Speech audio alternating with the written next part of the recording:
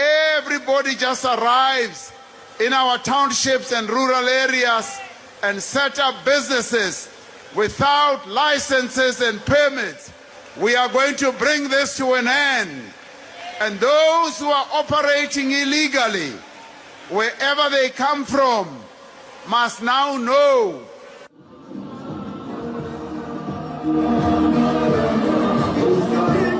A warning shot fired by number one.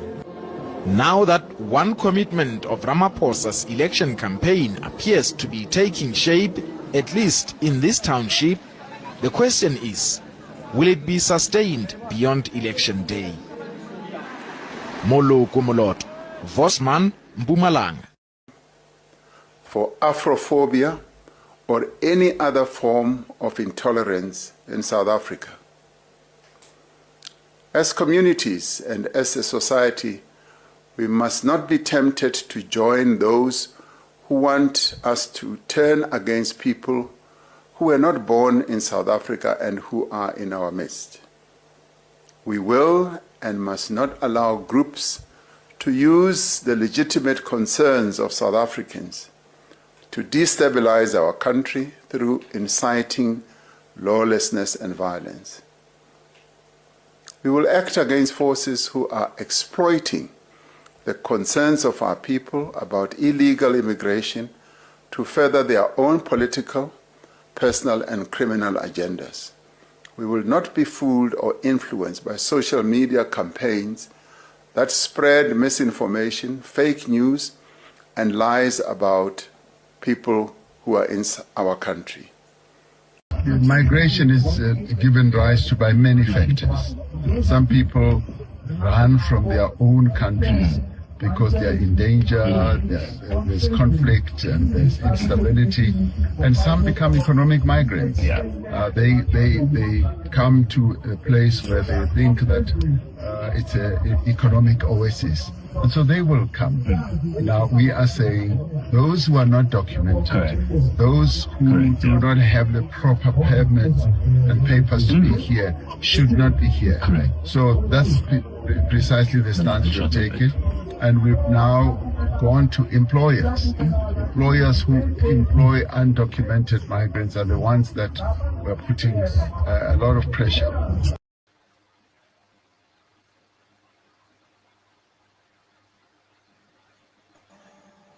Yo.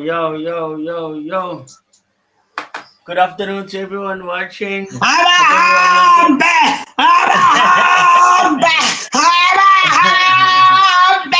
That one. I was expecting that one.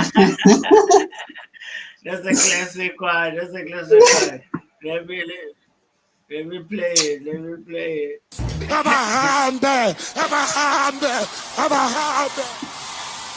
We must deport them. We will give businesses the highest illegal foreigners. We have no time. We don't want them here. We want them out of this country because our people don't get jobs. We're sitting in a country where 60% youth unemployment. 60% youth unemployment. And you tell me, we still want to give Zimbabweans a job. It's going to end. I'm saying to you, 2024, something is going to happen here. And that something is the Patriotic Alliance. And we will not take money. We will not be bribed. We will not change our stance. They are going home. I want to say this. I want power. That are legally here. You can't be legally here and be a nurse, man. And then nurses are sitting in Soweto, in El Rado Park, and they don't have jobs. But because our women don't give birth. Yeah, man, it's a long video, but hope everyone is doing well. You know, we're out here back in it again. It's LA here, got Venus here. Span is coming up right now. We'll see who else is going to come and join us as well. Yeah, so what's up, Venus, man? So good, brother. So good. I'm still alive. Even in these difficult economic times SA is facing. It's not even difficult at this moment. I think they are catastrophic. But yeah, I'm good. Still kicking. Yeah. There's Sibani popping up. What do you do, people? Are we good on this side? We're good. Yeah. I hope everybody's okay. Everybody's doing well. I see Venus with his new camera, chilling. looking like a model for Vogue. How's it, man? Damn. What? Mind that's why I was minding my That pieces. took like a way different end than I was expecting. Who's the model of Vogue, mind? Yeah? No, man, you look like you look like you're. You know what? Let's just move on. You know. That's some weird ass shit, bro. Some weird ass shit. You know, that is not even a pause. It's a full stop. You know? Maybe it's the black because I'm always wearing black. Yeah, but yeah, man, you know, we're here again. I mean, we have some positive news and we have, you know, unfortunately some bad news as well, you know, because, you know, in this country, they just cannot, you know, just leave the country be. The people are happy. South Africa qualified for a round of 32, you know, all is nice, all is well. And then trust these people to come and just rule the party, bro. You know, so your president and your secretary-general, you know, they came out and they're starting to talk down on South Africans again and whatnot. But then again, on the good side, you know, Bafana Bafana, they won, you know, hopefully, because, yes, I am happy, but I'm not as ecstatic because at the end of the day, I just wish we can just shock the world and just win this thing, you know what I mean? And just win the whole thing, you know? And then I'll be ecstatic then. Right now, I'm just proud. You know, I'm just proud for now, you know what I mean? And glad that, okay, fine, we're going to the next step, you know what I mean? And then we need to take it from there. Because, you know, the dangerous thing about too much celebrating is the fact that it might feel like the end, you know? Whereas it's still the beginning because, you know, there's so much more to achieve. But then that is not for today for me to say I'm just, you know, happy and proud of the boys. You know what I mean? What do you guys think? Did you guys see what's been happening? Did you see Bafana win? You know, how do you feel about that and whatnot? And as well, the country has been very happy. I've seen people on the streets, you know, even in you know, I saw in Durban as well, people in the street, like it was like the road was covered with just people, you know, with joyous celebrations, you know what I mean? All of that. So what do you guys think? Or at least what do you have to say about that? Let me go first. As if I have something to say. Hey, I didn't even watch the match, but I heard people celebrating it in the early hours of the morning, you know. The positive side of Bafana Bafana winning is that, you know, football is one of those things that can make us happy for a moment as South Africans, you know, to stop thinking about all the negativity that is happening throughout this whole country. Throughout all these years, so it's that happiness and a bit of happiness, for that time. So it is good, but yeah, like you're saying, you are proud. You're just proud because you know it will be even better if they win this thing. But yeah, you know, Bafana Bafana.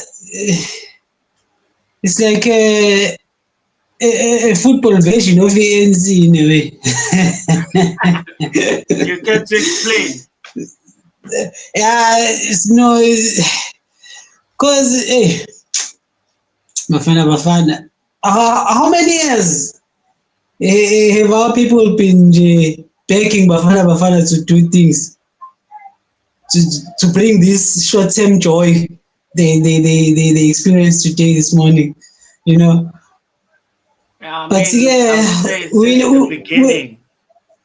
love them either way. I hope this momentum carries on, and they achieve greatness. And Bachapis and what's the saying? Bachapis is it? Bachapis and is it? And by already. The current win ijabhisile izitha when happy at all, yabo. But what I'm not saying is it as an izitha, let's just say I'm using it as a metaphor. So yeah. But I'm proud of them because I'm still an SA boy, so I'll always be an SA boy. So if there's something to celebrate that unites us as people, yeah, it's good. It's a good thing. Yeah, it's funny. Yeah, I mean, what can I say? It's definitely pride to be had with the results. And actually, I was one of those people who didn't believe in them. Actually, I just thought, say, this is another loss. This is just another disappointment. So I won't get my hopes up because we've all seen it before. They were happy with the draw against the team Czechia, whatever its name is. And I thought because they were celebrating so much, I thought this game would just shut them up and send them back home. But I was To be fair, they did not celebrate the draw. Let's be fair. Brothers, how's it going? Oh, Mr. Masengo mfowethu. So good, so good. How are you, man? All right, brothers, all good. Yeah, man. We're just catching up on, Bafana, man. They were able to qualify, Yeah, finally I've been reach seeing the it all knockout over. stages. Yeah, Hey, everywhere, Michabune, bro. Yeah, bafethu. it's a very good thing because looking at all the predictions that were made, I saw it's like brothers South Africa was crying. supposed to be finished, was supposed to be finishing as the last team on the group. You know what I mean? You're supposed to be bounced out. I saw brothers crying, bro. Tears. Crying. That's a little bit over the top. I get the celebration, but as we say, It's the crowd of joy, tears of joy. Heads cool, man. Let's keep our heads cool because this is not the last of the World Cup. This is not the final. That was not the final. We still have another stage to get past. So we should Nami, I was not so confident, Yazi. But apparently there's this young man who's making waves. They calling him the TLB. This young man. Defender. Yeah. Yeah, But to Pugi Bola. I think it was the first game. Yeah, I used to play for Orlando Pirates, and then there was a lot of criticism that came his way when he chose to go and play in America, because America is not known for football, and the type of football they're known for, it's embarrassing, even the fact that they call it football. He's in America. Imagine, bruh. He plays for the Chicago Fire or something, but then I think it's first season because he went to play soccer. He went to play soccer. He's playing soccer, he's playing soccer, but then people are now starting to say, you know what, he's probably not returning to America because he has been making waves, you know what I mean? He has been impressive, so he might actually get a gig maybe in a better league or something, hopefully a much more competitive league, than like Romania or whatnot. Hopefully go to like Barcelona Germany, or something. England, You know what I mean? like Spain or something. Brazil or something. All those things, man. But not America. No, not America, man. But Americans have a different idea of football. Yeah, bro. For some reason, to them, foot means hand. You know what I mean? So we can't, these people, bro. They call a league title a world championship. So we cannot speak with those people, yes, because they carry everything. Bro, literally, there was a time whereby there was this guy who's like a sprinter, an American sprinter, right? So he was having, all sports stars, before and after the game or whatever event they're having, they have these press conferences, you know what I mean? So he was like, hey man, maybe you saw this. He was like, hey, I'm here representing America, and then I'm going against all these countries in these 100-meter, 200-meter, 400-meter things, you know. So I'm proud to call myself a world champion, you know. Back home, you know, an NBA team can win the championship and whatnot, and then they call themselves champions of the world. And then he was like, champions of what? Of the United States?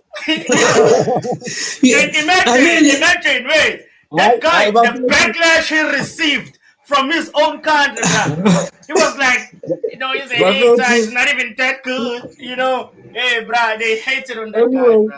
Anyway, asiko lapo. Let's not upset our American people too much, bro. Hey man, they need to learn. You know what we ask? You know what we ask? We hear.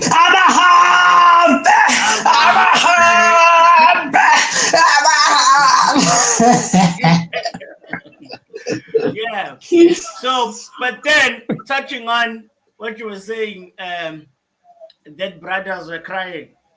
You know, I had it in two ways. I had it on the side of our South African brothers, you know, real men found themselves, you know, weak in the knees, you know, falling down and having their faces, their hands on their faces, crying in joy. But on the other hand, our other African brothers were crying in terms of disappointment that South Africa actually qualified.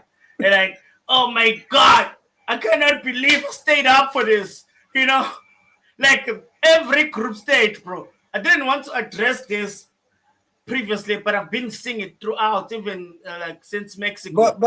But it's so petty. They were wearing, like, they were wearing shirts of other countries that were playing against us, bro. It's just football, and people are upset that we won. It's football, bro. The same people that see xenophobia and Afrophobia and laziness, whatever they want to call it, you know, bro, those are the same people. It's just football. But anyway, our team won. That's a fact, you know. So, hey, man, you know, I hope we can beat Canada, bro, because Canada has a good team, bro. It has a good team. Plus, they're one of the host nations, so there's that added extra fire and whatnot. So, because they don't want to be bounced off now, you know what I mean? It's one ground game advantage. Yeah, bro. So we need to disappoint even more people, you know what I mean? But then on that point, you know, I want to just play one video of, you know, a guy that, like, you know, it was crazy, you know what I mean? But there's a lot of them, but maybe I'm not going to play a lot of them. Maybe I'm going to play just... Is it the guy who stayed up all night to hate watch? Yes. I saw him. Listen to this guy.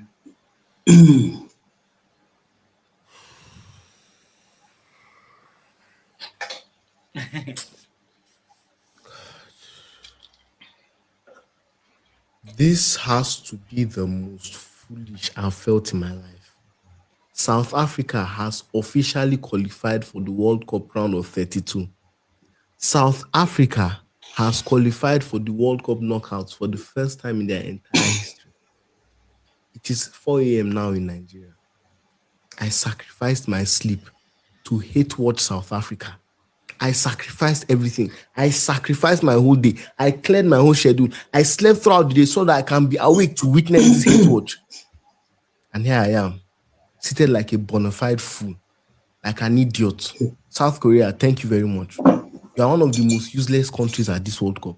If it's to do K-pop, if it's to do Fine Boy, Kim Jong-un, this one, Pokoli, all of you, nonsense, now no sabi anything. Now look at South Africa. I'm here at home being hate what. Look at how stupid I've been made to look throughout the World Cup. World Cup started. South Africa played the first game, the opening game. I was saying this is the worst side ever. But after that game, every single game, South Africa has gotten better. When they played Czechia and got a draw, I was still delusional. I still saw that they couldn't do anything. And now they have gotten in. And guess what? They face Canada in round of 32. South Africa is more of a footballing nation than Canada. They can easily win that game, because I saw today. never experienced this level of foolishness. I feel so idiotic right now. Think of Nigeria. Nigeria, they beat us in our group to qualify. They beat us to qualify from our group. We came to the World Cup, we say, well, I hate watching. I hate watching. First game, we were celebrating. Guess what? We are at home now. All of you, look at your lives. You sacrificed your sleep. All of us are awake right now. They are there in the World Cup round of 32. We are at home, hate watching. Super Eagles, NFF, congratulations to all of you. After everything, the whole of Africa, at least Ghana is just a section of people that hate watching Ghana. Maybe some Nigerians. The whole of Africa were hate watching on South Africa today. And they proved all of us wrong. They got it right. This Sithole guy, after the horrible first game, look at what he did today. Makosa Abi Maseko that scored the goal today. They deserve the win. They're by far the better team. If they play this game versus South Korea today, until next tomorrow, until next year, they would have still won. South Korea would have never ever scored. I say this is one of the most useless performances I've watched in my entire life. Look at the time, Mama. We're talking about football by this time. Because of how my country is. I'm totally... Yeah, that's one of them, man. It's so crazy how people were so mad about like South Africa being at the World Cup and, you know, qualifying, man. You wouldn't think for the people that always why preach. that energy though? Why that energy though? Look, man, sports is supposed to be friendly rivalry. Don't be hating. Don't be losing no sleep. Why are you losing sleep? Literally losing sleep. Like it's even how Trump was ruining the World Cup because of his political things. This is the thing that brings human beings together, man. Like, what is this? Country ninja. That's the power of sports, bruh. It's supposed to bring people together. But then all of a sudden... Bro, it's, sports, man. It's one of those ways in which we keep ourselves from going to war. We test each other's strength on the pitch, whether it's football, whether it's rugby, whether it's cricket, it's friendly rivalry. Doesn't have to elevate to politics. Hey. I enjoyed the tears so much. Him crashing out and losing sleep over South Africa is a joy for me. I think I'm even more happier from that than for some reason than South Africa qualifying to the next round, because it makes me so happy to realize that these guys we're so focused on us, but then we were just focused on our own thing that we needed to do, and we actually proved them wrong. And just look at them now. All of them are crying. Yeah, imagine that. Look, you see, this is one of the weaknesses as Africans generally we need to address. Why do you want to? Okay, look, if really we are African brothers, right? The last time I checked, we are also Africans. I'm an African too, right? I'm also an African. Why would you want to celebrate if really there's a brotherhood? Why would you want to celebrate your brother's loss? Why would you root for your brother to lose? This is the thing. It's an energy. We need to get over that thing.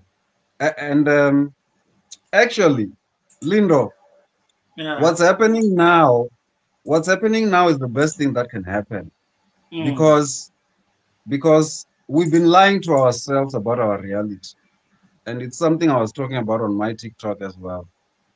We've been lying to ourselves about our reality, trying to claim some brotherhood that doesn't. I'm gonna play this video, but don't stop talking. Continue.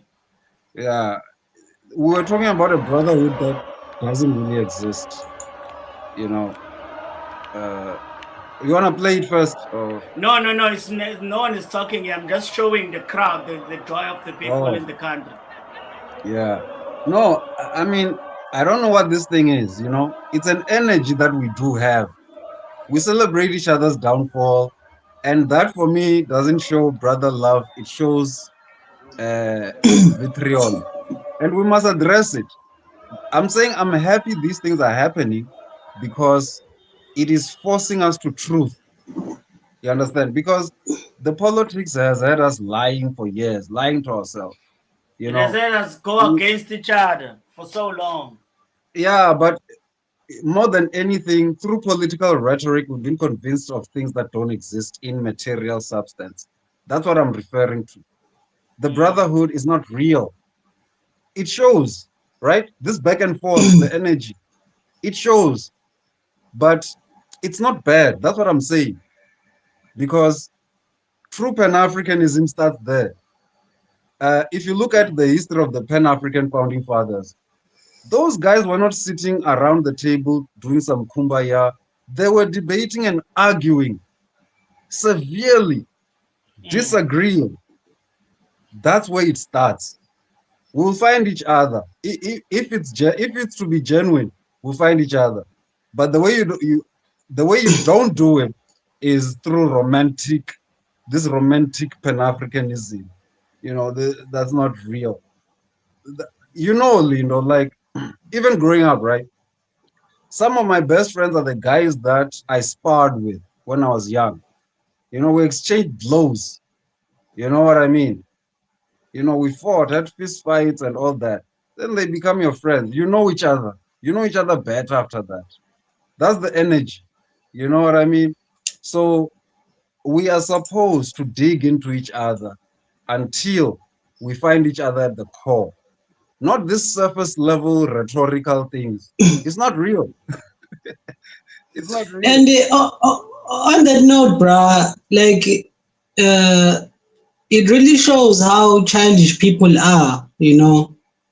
You see, uh, if you call yourself an adult, yeah, bro, let's say maybe you in your 20s, early 20s, maybe 20s, to the 30s, 40s, you know, you consider yourself as an adult, and then you have two separate situations. Yeah, well, for example, let me not make any examples. Let me just say as it was for us here in SA. South Africa is having problems, illegal immigration problems, and Corrupt government. you know, yeah, well, on top of illegal immigration, there's a lot, you know, but we just need to start with this so that we can correct the others, you know. As a country, as citizens, we want to fix that. You know, we didn't say we hate other Africans. So we just want to fix our local situation. But we have people now who will go to the extent of not even supporting an African team in the World Cup because we are fixing our domestic issues. While South Africa supported Ghana in 2010 because Ghana was the only remaining African team during the 2010 World Cup in the later stages when all other African countries were eliminated. South Africa backed Ghana. We always support them. I remember the other time, I don't know which thing was it, but we were supporting Nigeria as being like a country that's representing us. Regardless of what we say, most of us say about Nigerians, what they've shown us in this country and throughout the world. You know what I'm saying? We didn't say, hey, these drug dealers. We were just focused on football. You know? We love them for playing football, for representing their country, for outperforming us, even us as South Africans and other African countries, and, you know, standing for the, you know, waving the African flag there. We were supporting them. We supported Ghana, as you're saying. But so my thing is, you consider yourself as an adult when you can't separate things, situations.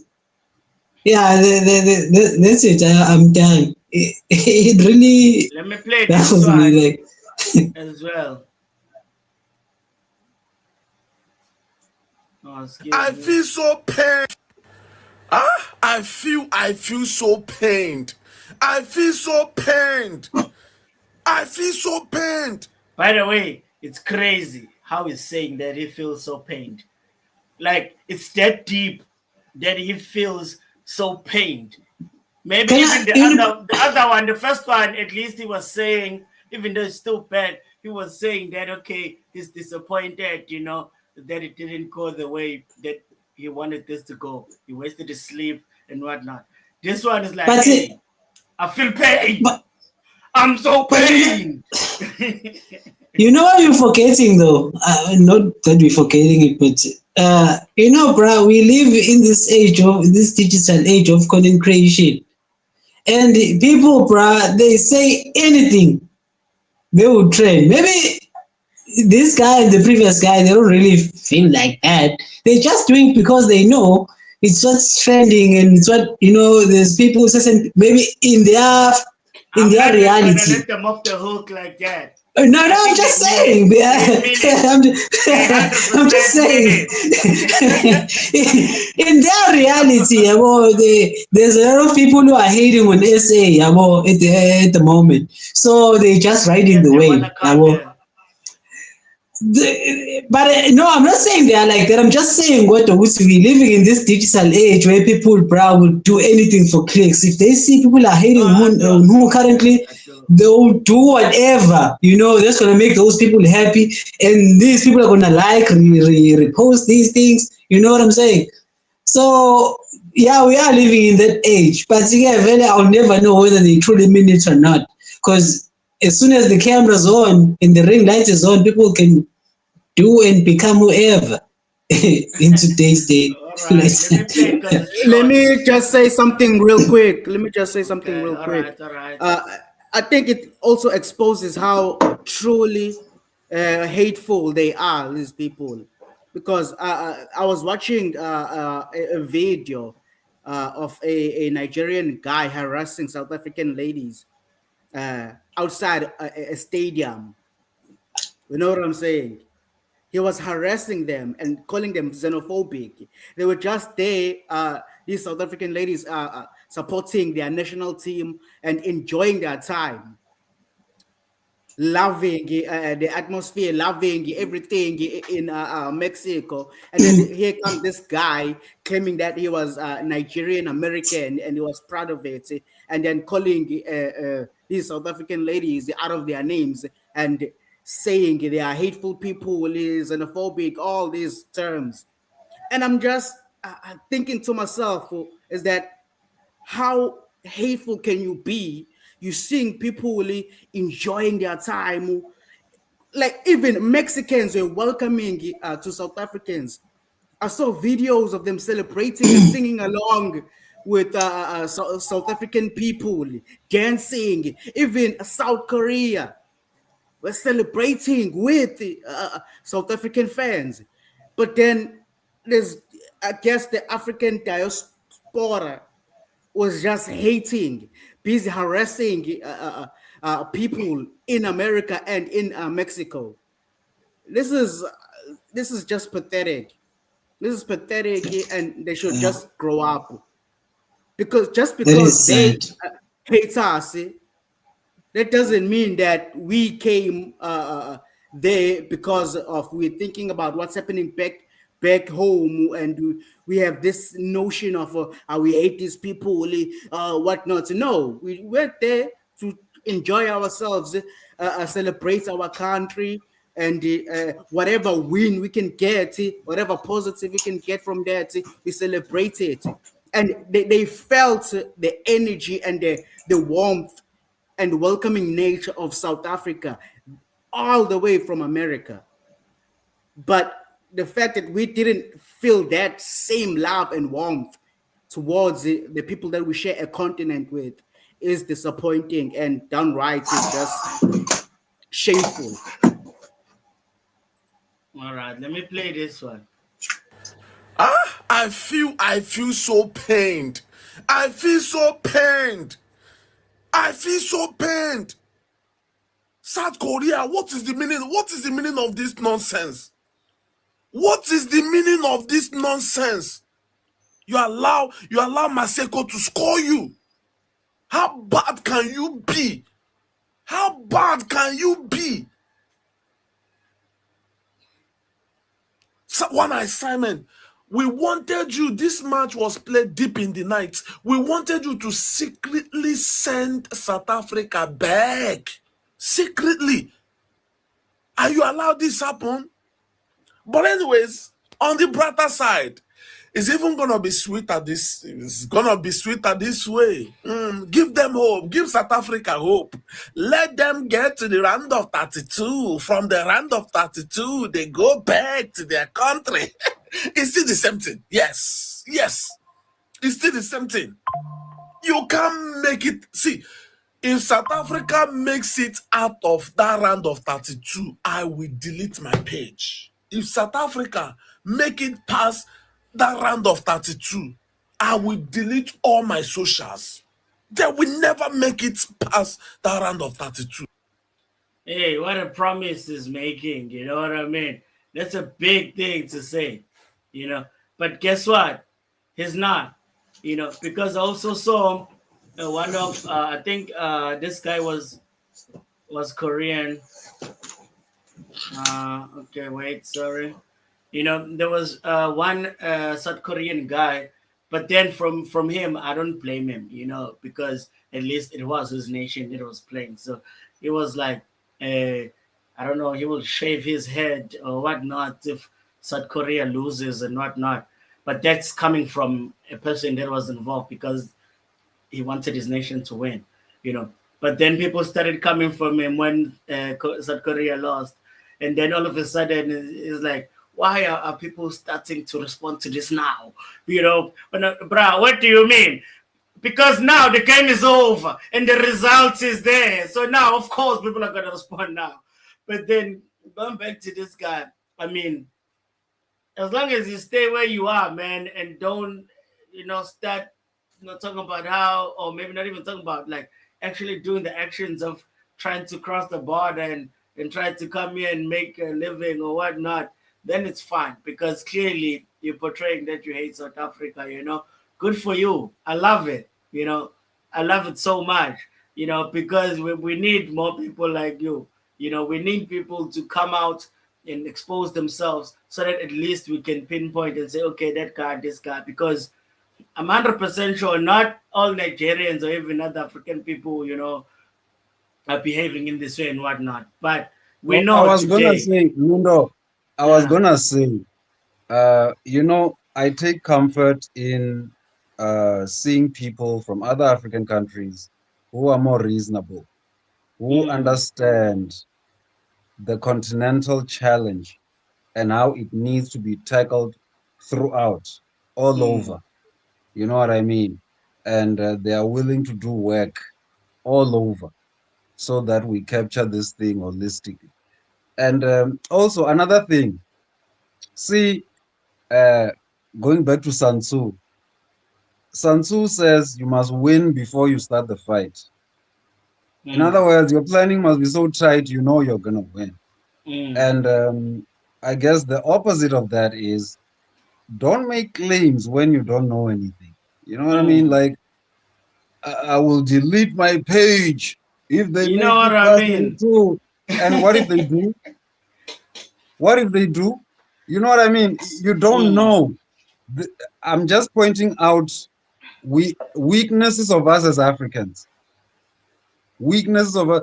That's why we think we can do things without data and proper measurement of things. This is where it comes from. No, I will just make a claim. No, I'm gonna do this. They will never make it. You don't know. What did you measure to check? Nothing. You know what I mean? So this is the problem. I'm trying to show Africans why we keep losing. That's my message today. To show Africans in general, not just Africans all over. These are the weaknesses. Making claims, beating your chest when you can't do nothing. You know what I mean? Look, man, competence will always elevate you. You know, work on yourself, enhance yourself, so that when you show up with confidence. You know that, 100%. I know my thing. That's how we gotta start showing up. Not these energies of jealousy, petty things, and all that.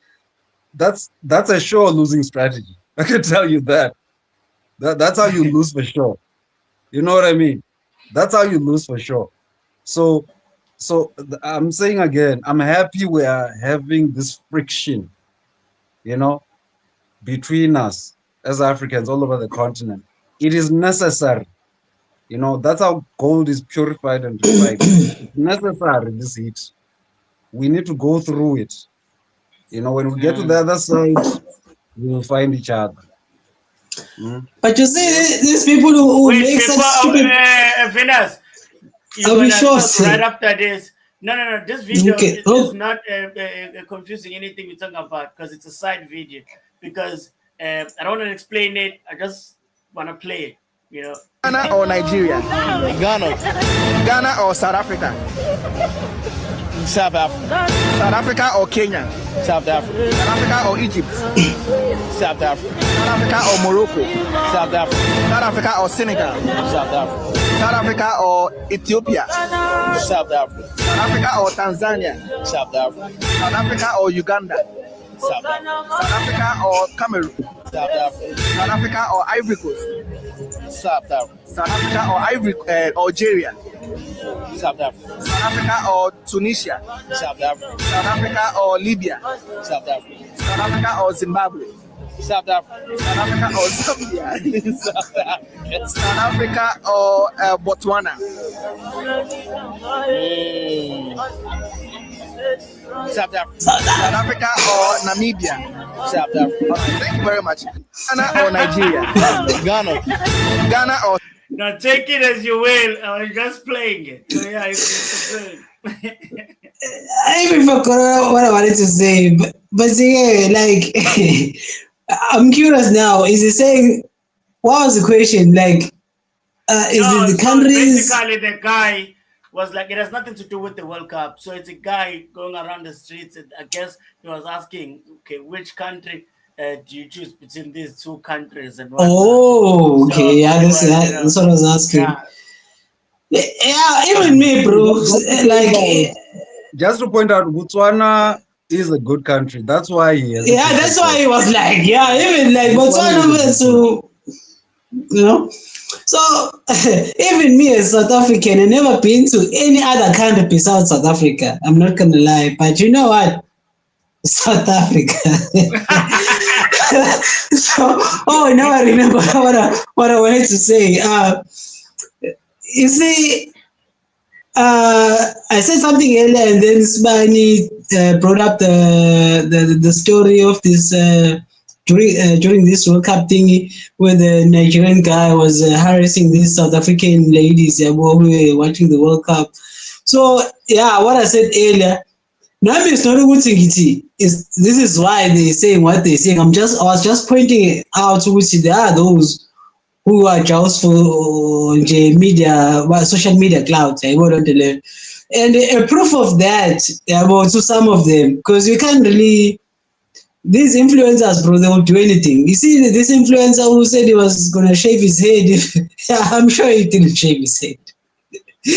You know, because I'm sure now there maybe depending on the following he has, maybe they say 300,000 followers. 80% of those followers now waiting for him to shave his head. Even people from his own clan, and guess what? He's not gonna shave his head. He just said that thing and he received some likes. You know, there are those guys in this and thing. And the guy didn't say he's gonna delete his social media pages. That's he should shave his head on camera. Then he'll get more views, way more views. If he shaves his head on camera, it's gonna go viral. It's gonna go viral. I guess he just can't go through with it, So I have nothing really to say. It was that, but it's very interesting. That guy, I always see these videos on TikTok, where the one I saw recently, they were comparing South Africa with Ethiopia. I'm not gonna lie, there's different lifestyle, culture, and also, your culture, whatever, is gonna have an influence to you as an architect. How you draw, how you design, your city, what. So I never been to Ethiopia. When I saw the clip, I was like, God damn, Ethiopia's nice. But I understood why it's so nice, yabo. It's a different landscape, yabo. Everything, yabo. I'm like, oh, okay. They even have street poles with the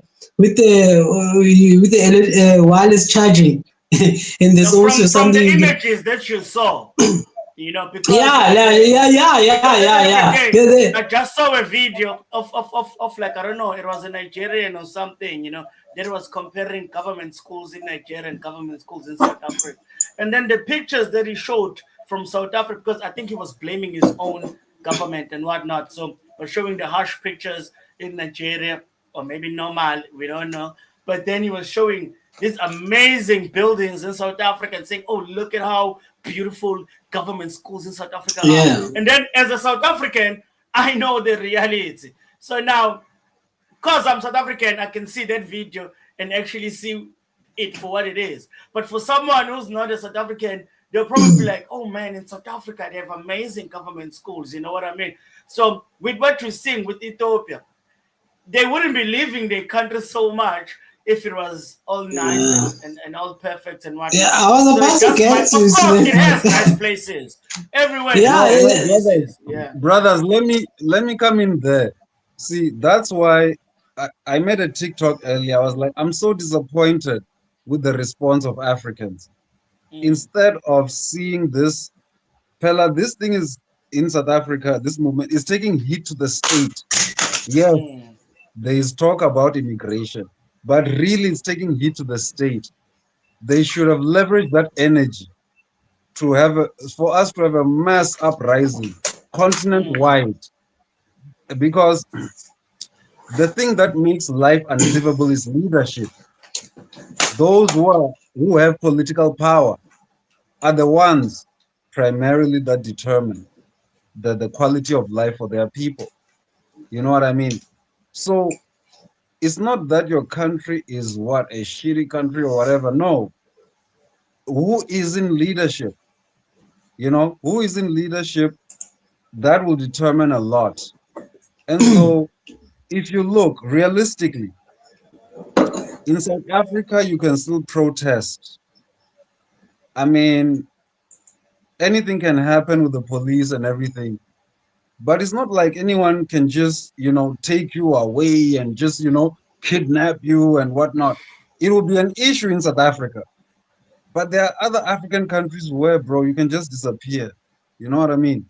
And people just For understand protesting. that they must just accept they might never see you again.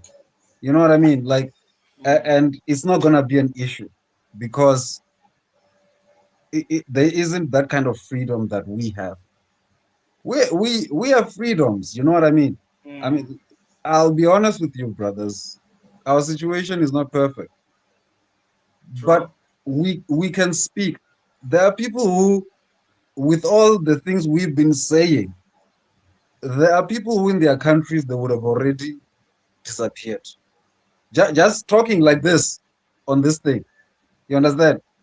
They were not going to be found after that. So in our country, of course, you have issues of inkawi, there are political assassinations and all that, but no one can just outright violate your rights, nje, in full view of everybody. It has to be done in the shadows or whatever. So this was a good opportunity for all of Africa to say, yes, let's get rid of all these guys who will suppress us, because leadership is everything. And people are going to move because, they can't even voice to say you're not governing well or whatever, can't even critique, nothing. You will disappear. So that is a crucial issue in Africa, and it worries me, I mean, look at Uganda, Bobby Wine, I mean, he's always being put in prison, being beaten, you know what I mean?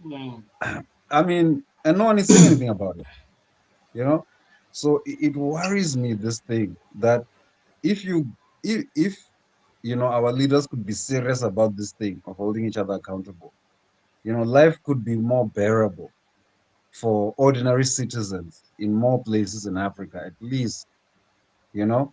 And you know what's even crazier in terms of seeing things happening in other African countries, and then other African countries, you know, supporting that, or maybe being influenced, maybe to either join in or influence to do better themselves and whatnot. South Africa has a track record in that.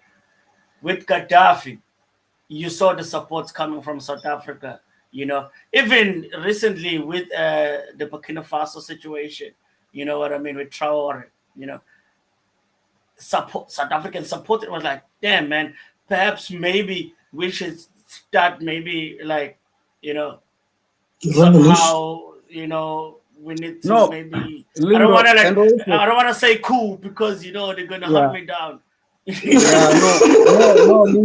no, Lindo. Like, I like the point you raised because I wanted to come in on this. South Africa's contribution to Africa has not been recognized. If you look at Mbeki's more recent speeches, he has been telling stories, but what he doesn't realize is what he's telling us. The first thing he says is, after 94, there was an expectation that South Africa would play a special role on the African continent. And that is why South Africa is one of the more Pan-African countries. And it's absurd, isn't it? How we are made to look like we hate Africa. Xenophobic, Pan-Africanism, xenophobic Pan-Africanism.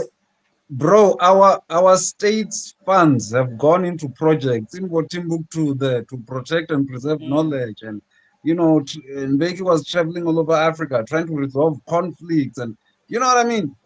Bro, we use diplomatic capital, we use actual capital, and many other means through which we contributed. And skill capital as well. Because we knew there was an expectation. And the immigration thing is part of that. There was an expectation that South Africa will carry so much.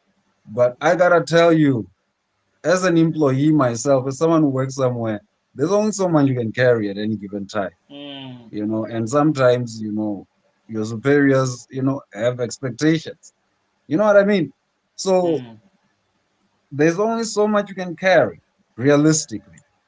You know, there was that expectation. We must make it clear, and South Africa played a role post-94. Even in current day, the fact that this government is going out there protecting those illegal immigrants over South Africans, and they still, those same people are talking about how, you know, messed up things are in South Africa, the government, you know, they act as if it's the government that is pushing this illegal immigration movement and whatnot, you know what I mean? Showing exactly the government is spending 600 million.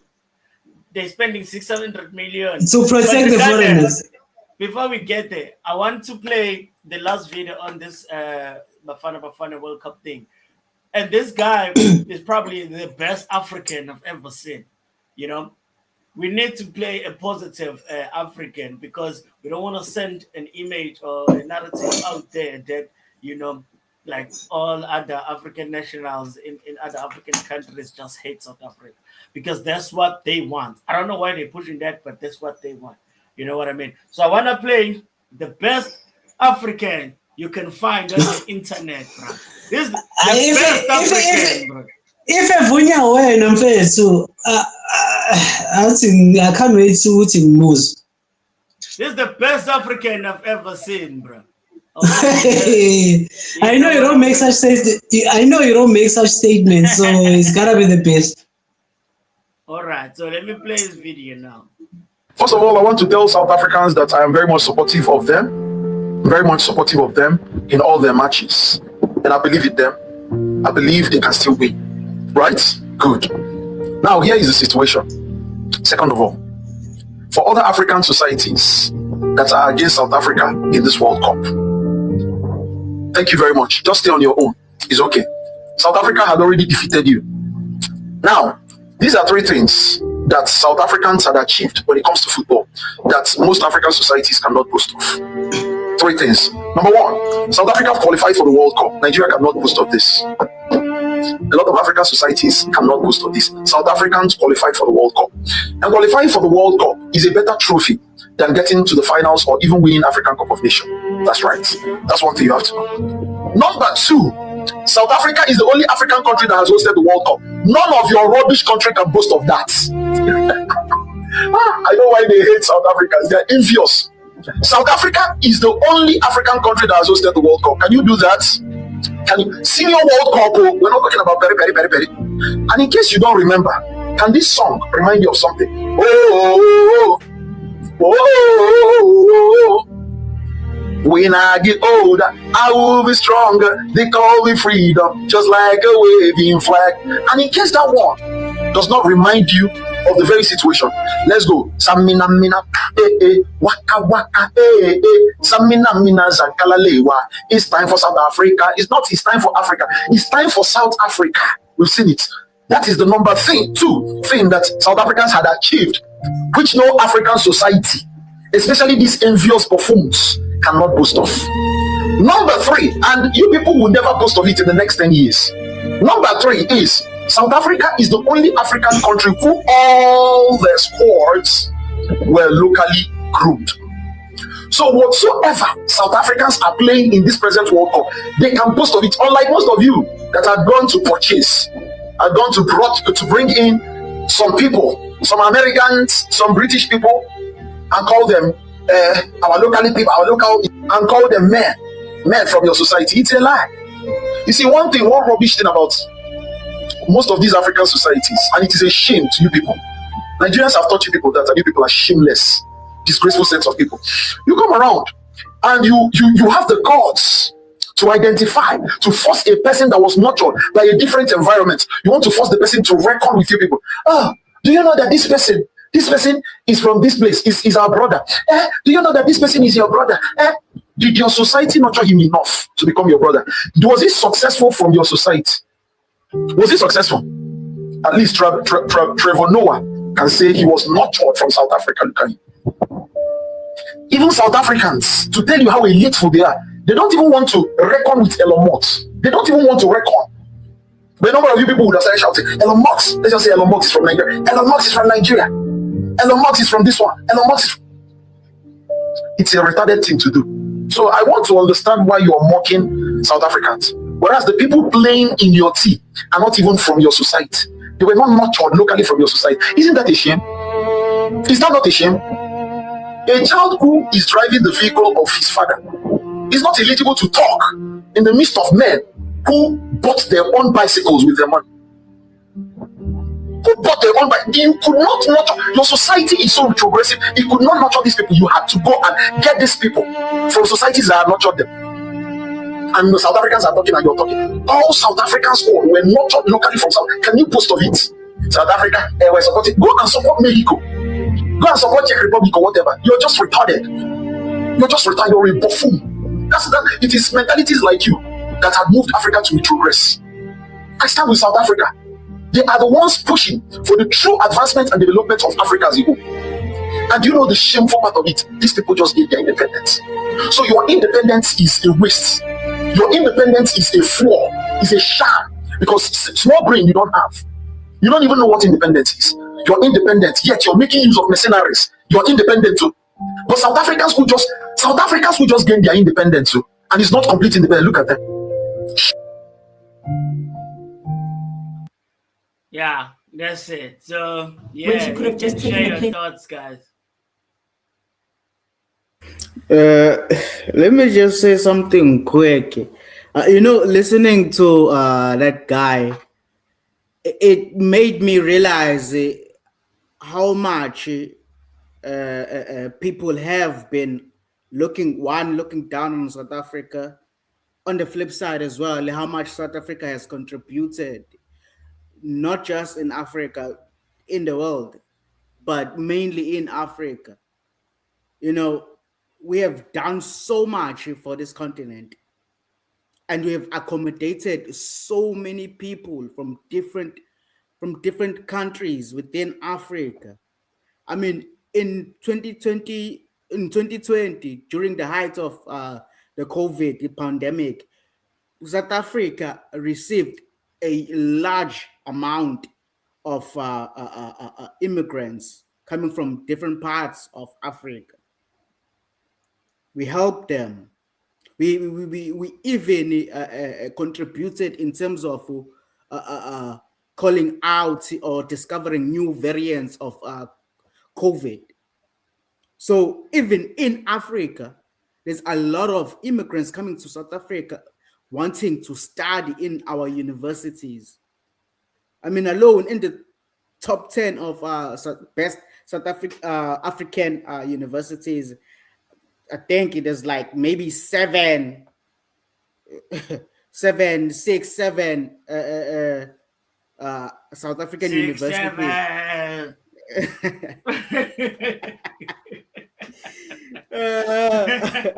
I mean, what I liked about that guy, he pointed out that we, South Africa has the most, if not the one country that has only homegrown players that were actually born in South Africa playing for the national team.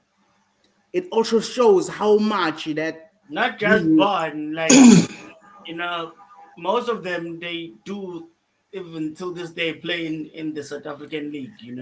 That's I think what I'm there's saying. only 2 guys that play overseas, and all of them, they just went there. They haven't even spent 5 years playing overseas, and they come back. They always come back. But it just shows how much we love our country and we want it to succeed. I actually wanted to say something else about people who were celebrating the win against the win for Bafana Bafana. Is that just look at how much we thrive. We celebrate how much it makes us happy to see one of our own or our country succeeding at something. We love it, we enjoy it, we don't even hate on anyone. If there's an artist somewhere, or even a business owner being recognized internationally, we're going to be the first ones posting out there on the streets, celebrating as if we know that guy or that lady or whoever personally, as if I know that guy. We love this country so much, and I feel like that's the miscommunication. It starts from there, where they flip it into something else and make it about hate, when actually on our side it's about love. We love this country so much that we are prepared to go on the streets and then voice our opinions and fight for it. But then they want to flip it. Yeah. Post it. Yeah. You know how much propaganda that I've seen during this World Cup about South Africa. They even are taking people from Nigeria who are sex workers from other countries like Malaysia, Japan, in Europe, showing them as South Africans, posing them as South Africans, because they want to sully and dirty our name as South Africans. That is shameful, embarrassing, and it's just downright stupidity. So I completely agree with this guy. There's so many things that we as South Africans can actually put on the table and say, look at our achievement, look at what we've done. Can you say the same thing? I doubt it. They can't say the same thing. The stats are in our favor. They think it's all jealousy and this envy, and some of them, they don't even understand what's going on in the first place. There's a lot of foreign internationals from Nigeria, Ghana, all over Africa, but they're not staying in their own countries. They live in the UK, they live in America, but for some reason, and South Africa. Well, I'm talking about the more. A lot of Americans are coming to South Africa, you know, who don't even know what's going on, but then to stay here. For some reason they're taking whatever is being said without actually fact checking.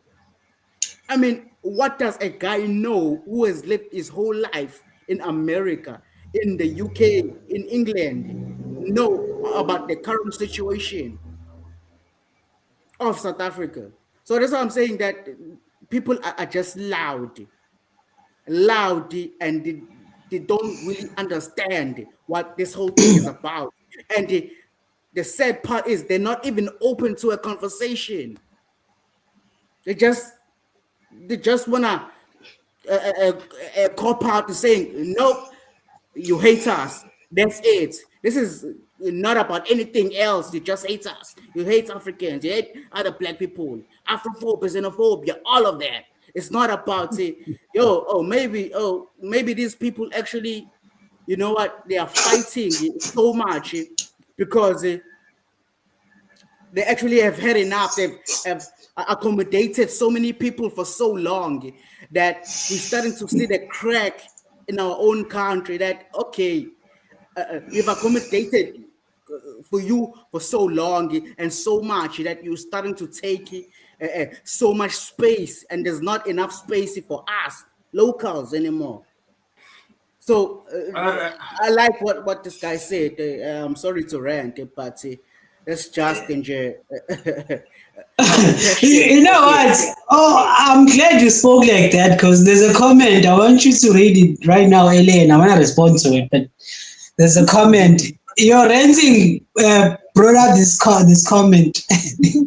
All right. So first and foremost, yeah, people, please subscribe, like, comment. You know, even if it's comments like this, we'll respond accordingly. You know, so Limbo, it would be interesting if this person came on and we actually heard them.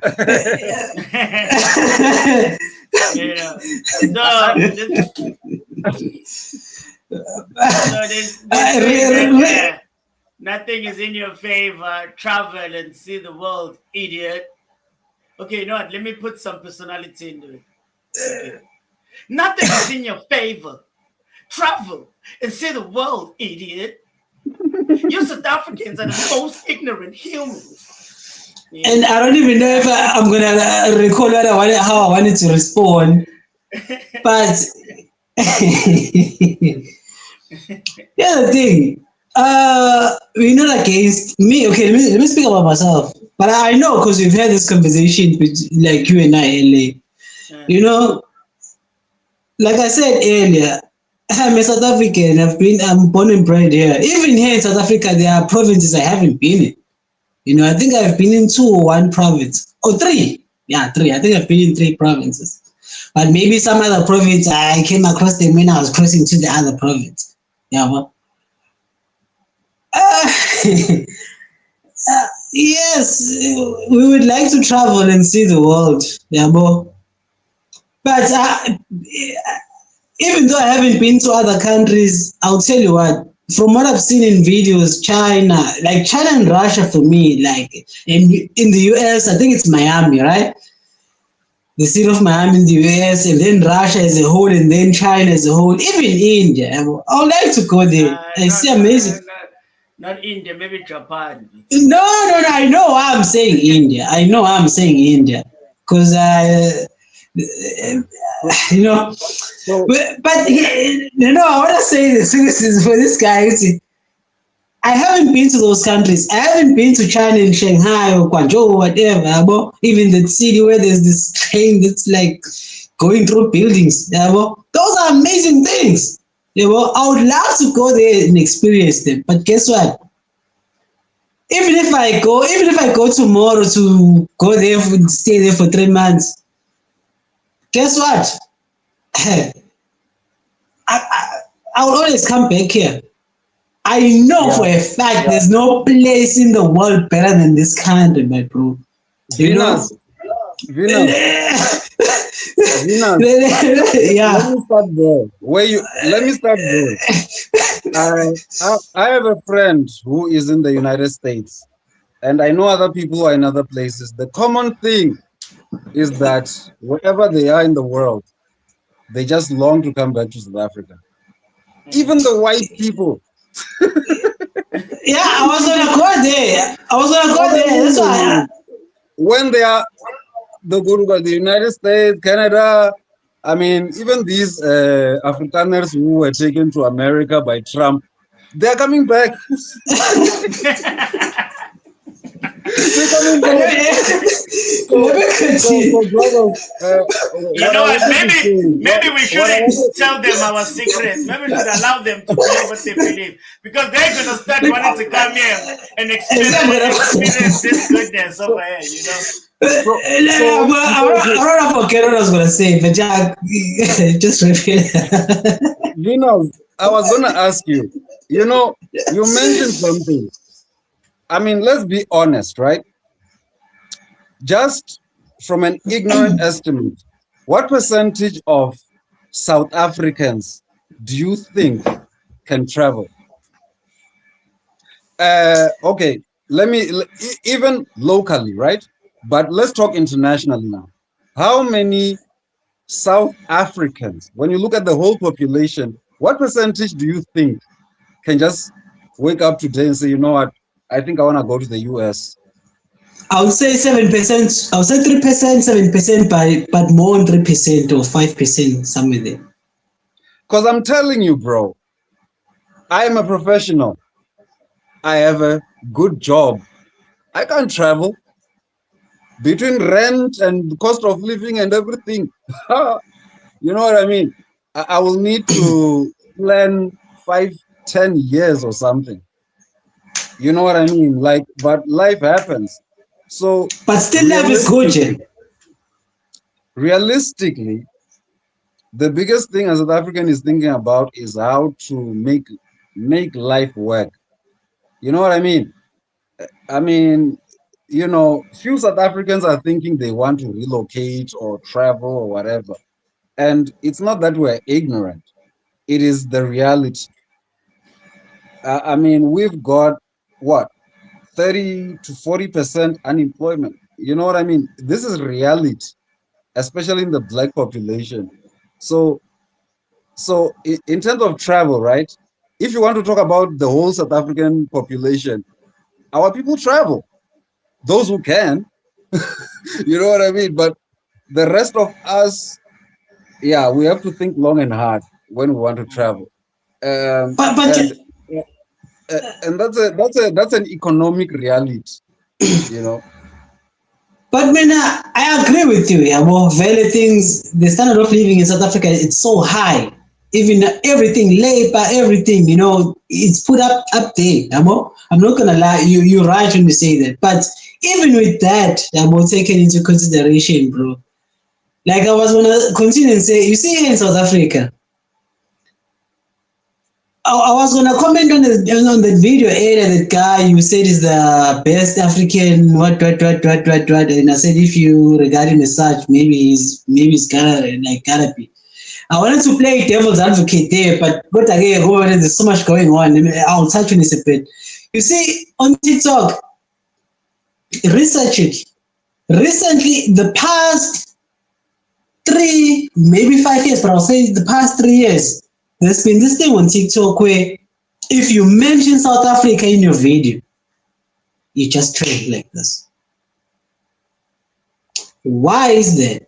Yeah, well, you don't have to answer. Yeah, well, coming back to this thing of regardless of our economic situation, the way it is here in South Africa, my friends, we've got a good country. I'll start on just the weather alone. Our weather is amazing. The Western world is falling. It's declining. It's in decline. You know, they've built all the skyscrapers they can build. But guess what? That's not enough. What are they doing? There's a lot of Americans, black Americans. I'm not even going to mention white. Black African Americans moving to South Africa. They even got programs. They are shown houses in KZN, somewhere in Kloof, in Palito. They can't believe it. For such an amount, they can get the house that is, in the States, it's something else. In the UK, it's something else. They are moving here. As much as us locals, yes, because of our economic situations, as the more they get here, things get more expensive for us, but our weather, our food, so things like that. Yeah, our culture, our people. But that's what I'm saying. I've never been to another country, but I have this thing deep in my heart. Wherever I go, I'll go there to visit. I can spend a year. I love China. I love Chinese culture. I can go there and stay for a year. But I will never settle in China. Buy citizen, marry a Chinese woman or whatever, spend 5 years there, invest there and be a Chinese citizen. Never, I will never do that. Same thing, I love Russia, I will never do that. I have this thing which is South Africa, it's like, it's part of my roots. I can't just, besides that, there are other, the food, the culture, me and Elia will talk about this sometimes because I've been to Eastern Cape. I've never been to Cape Town, but the more I was traveling towards the east, going towards the Cape, but the furthest I reached was Port Elizabeth. When I'm traveling on the road, just moving from KZN going there, I see a huge difference in terms of a landscape. Bro, even here in South Africa, within South Africa, there are places where you travel to or get to, you like, God damn. Like this country's like this.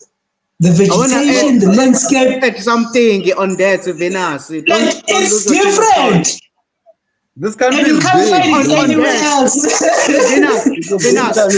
On terms of that, when you travel in different cities, different provinces, you see different landscapes. It's almost like in every single province, it's a different country on its own. That's why Americans, when they shoot movies, they love to shoot movies here in South Africa, because you almost get every single landscape that you can imagine in one place. That already exists in other countries, but it's here in one place. You can get the jungle, you can get the desert, you can get the rainforest, mountains, you can get snow, you can get the coast, you can get everything, bro, in a single country. It's like two oceans, Atlantic and Indian. Bro. All right, so I don't want us to go further into this rabbit hole. Yeah, I was already going to it, sorry. Yeah, I'm going to say congratulations to Bafana. In fact, now I'm saying it like the media says it, like Bafana. Who says that? So congratulations to Bafana, for doing the job and actually accomplishing getting to the next round. But now I want to move on, you know what I mean? Because what I'm hearing, a lot of maybe false allegations and all these views from other African people about South Africa. They come from somewhere. And unfortunately, some things, they do come from actual reality, but unfortunately, this thing, it comes from propaganda, and we find that there are people that actually believe this, to the point whereby you see these videos of these people not supporting. Well, in fact, they don't even need to support South Africa or Bafana Bafana at the World Cup. They don't need to. Nobody asked for them to support South Africa and whatnot. But then they're going all the way to the opposite side, where they're voicing their opinions, they're going out doing content that is actually hateful towards South Africa and whatnot. But where does that come from? So right now, let me guys play two videos, and I want us to talk about them both. You know what I mean? Because if I play one and we talk, that we can get passionate, and then we're gonna go on. I'm gonna play these two videos, right? And then we're gonna combine them in conversation and whatnot. And then after that, there's one that I want to play. That is a result of what these people are saying, right? Okay. So, I don't know if, let me play.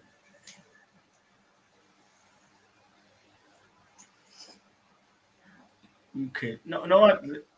Okay, no, let me play this. It's fine.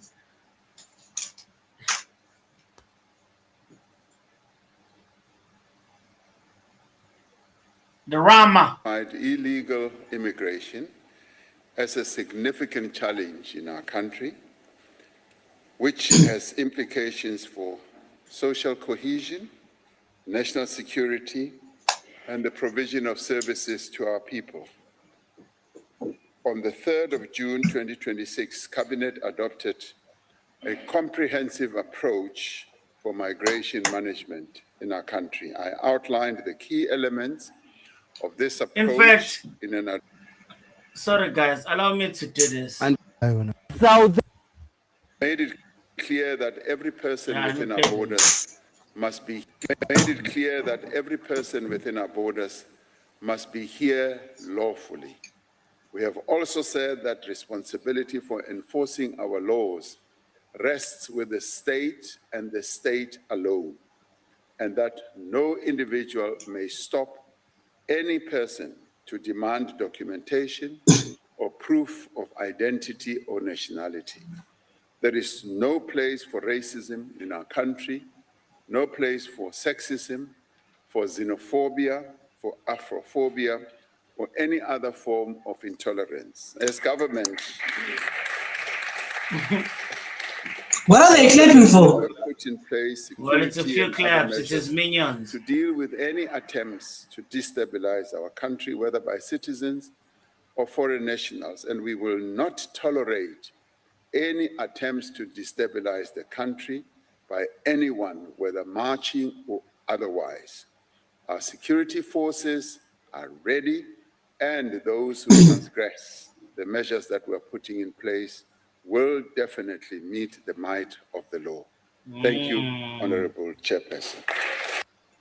Okay. I mean, that's one. But the fact that, they're saying this, telling everyone out there in the African continent, selling us as this whatever racism, sexist, all these kind of words, you know what I mean?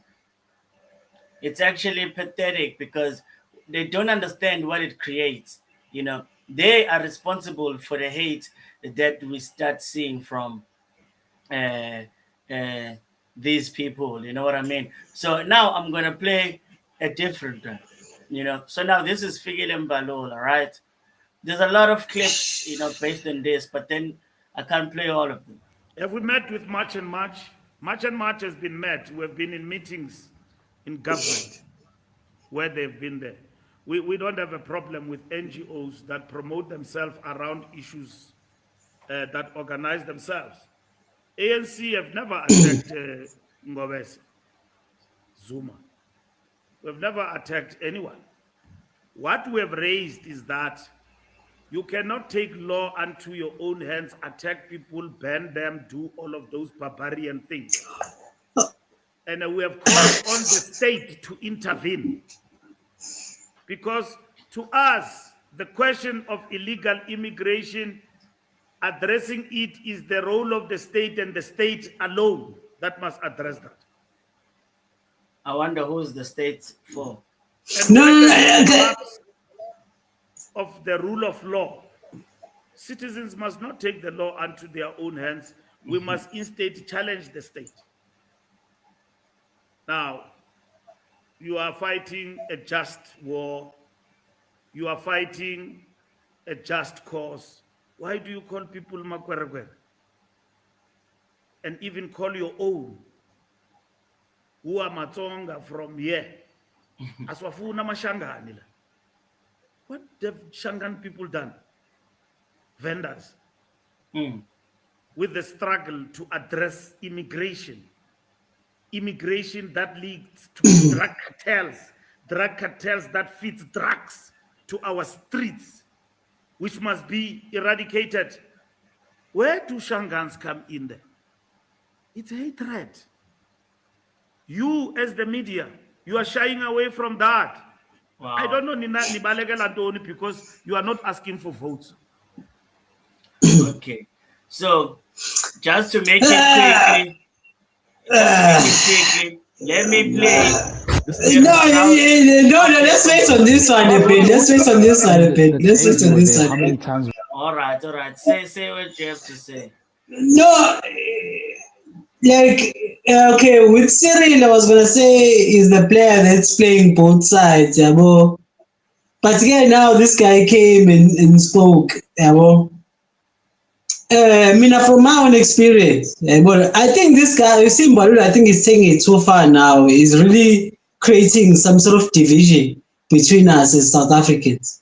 I will tell you something, as a Zulu person, yeah, I'm not saying what I'm saying is the alpha, the omega. My thought and according to my experience, yeah, she brought the Shangan, she brought the as a Zulu.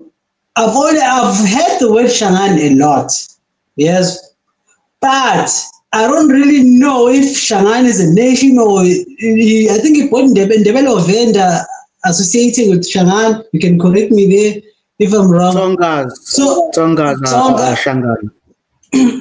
Didn't say develop vendors or something or vendor. Didn't say that. But I believe he mentioned Tongas and vendors.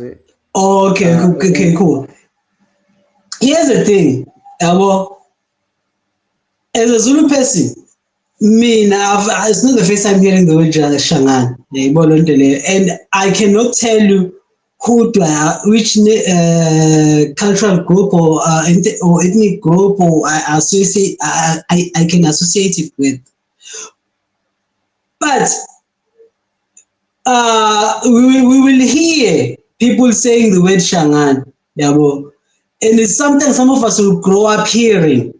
We don't even know what it means. And then,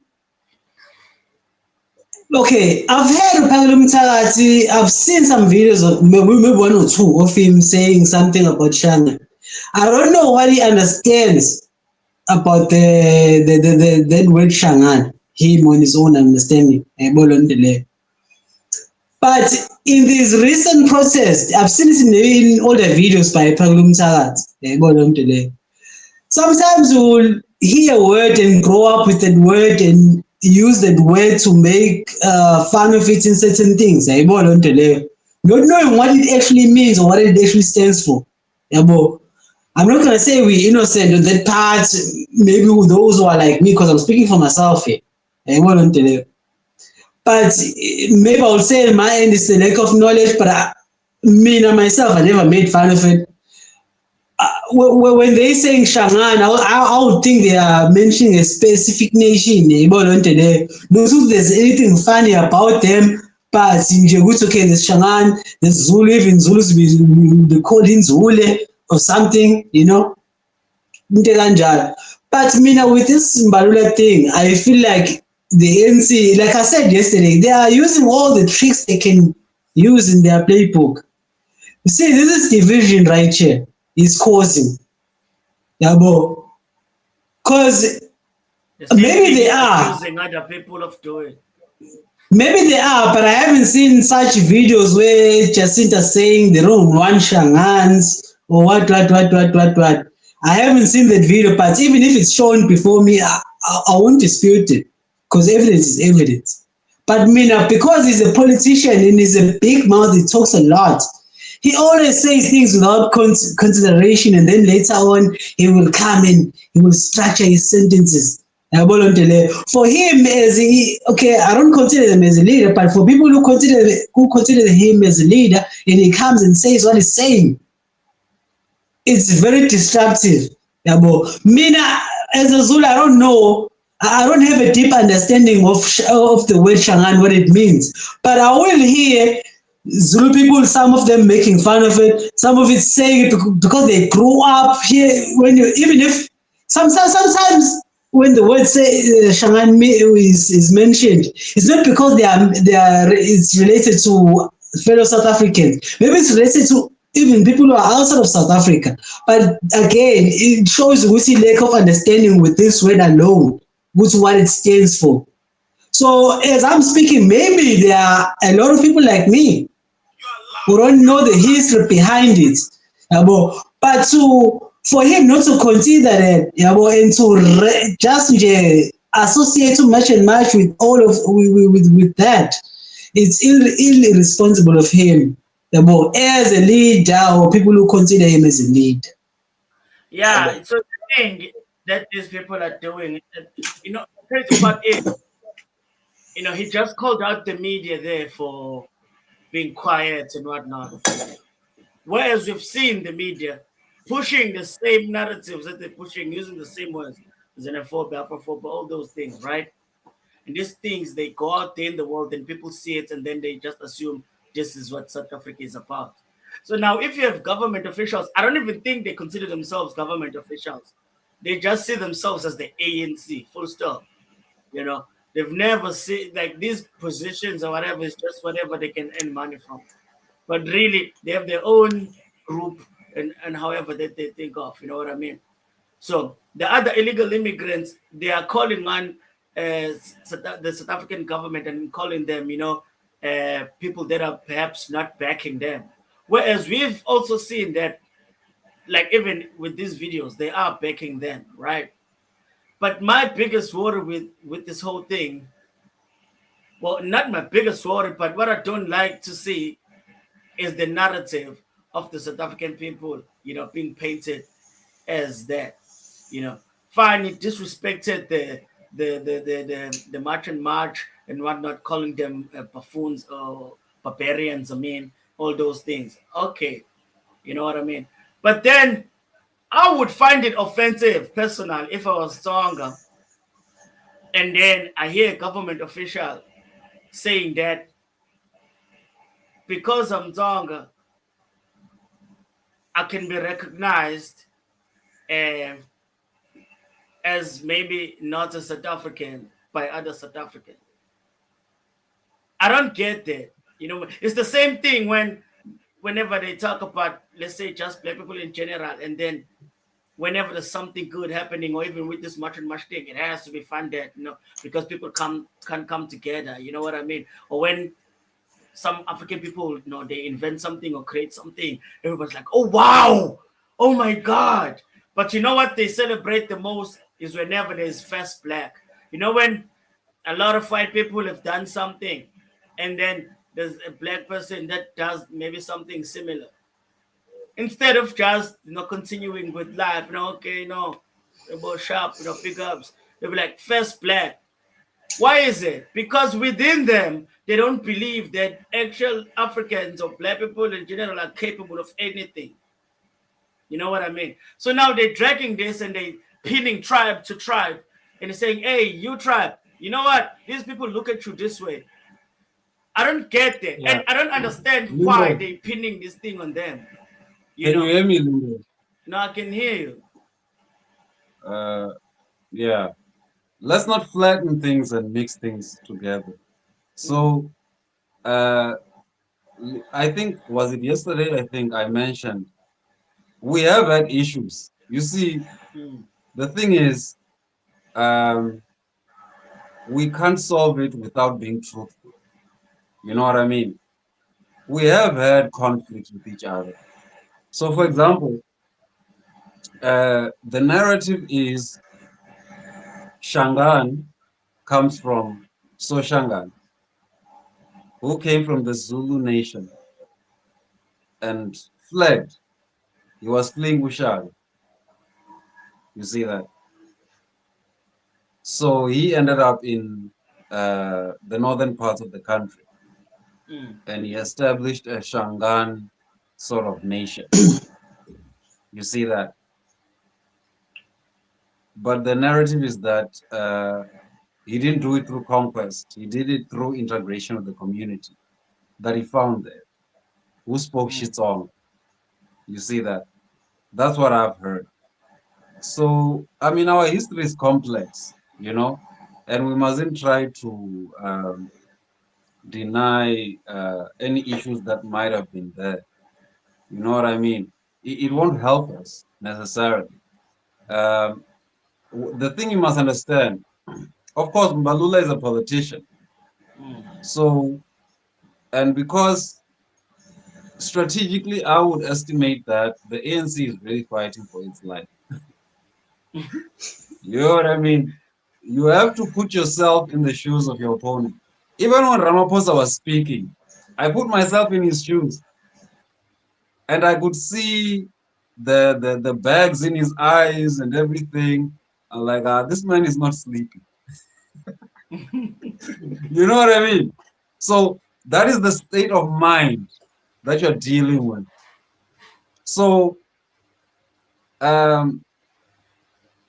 me start with colonialism so you can understand how I'm going with this. Because our politicians learned politics from the colonialists. The colonialists did not find us all getting along. They found us with little rivalries here and there, fights here and there, but they found a way to amplify that thing, make it more than what it was. But it was not from nothing, is the point, you see. And the best way to insulate yourself against your enemy is within your coalition, you must strengthen the bonds based on truthfulness. You know what I mean? Because all of us on this panel consider each other as brothers. But it's not everybody. It's not everyone who's Venda who gets along with Zulu. It's not everyone who's Zulu gets along with Vendas. You know, Yeah, that's just the story of humanity. Not everyone gets along. Yeah, it's just not the case. You know, that's the point that I always even try to make about the whole Africa thing as well. That just because I'm African, Africa is not a country. It's a continent of different countries, different tribes. So we cannot be expected to all get along because at the end of the day, you know, Russia, Ukraine, you know, America, Canada, you know, Mexico, like Argentina, Brazil, you know, there's so many. It's the same everywhere, even with friends, even in one friend group. You know, there are those that get along the most with each other. There are those that always fight all the time and argue all the time. There are those.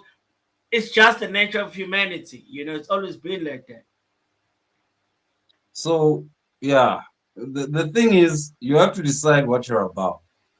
And, you know, sometimes you have to transcend some of these labels. You see, it doesn't mean you're not anchored in who you are, but you're able to transcend all of these things.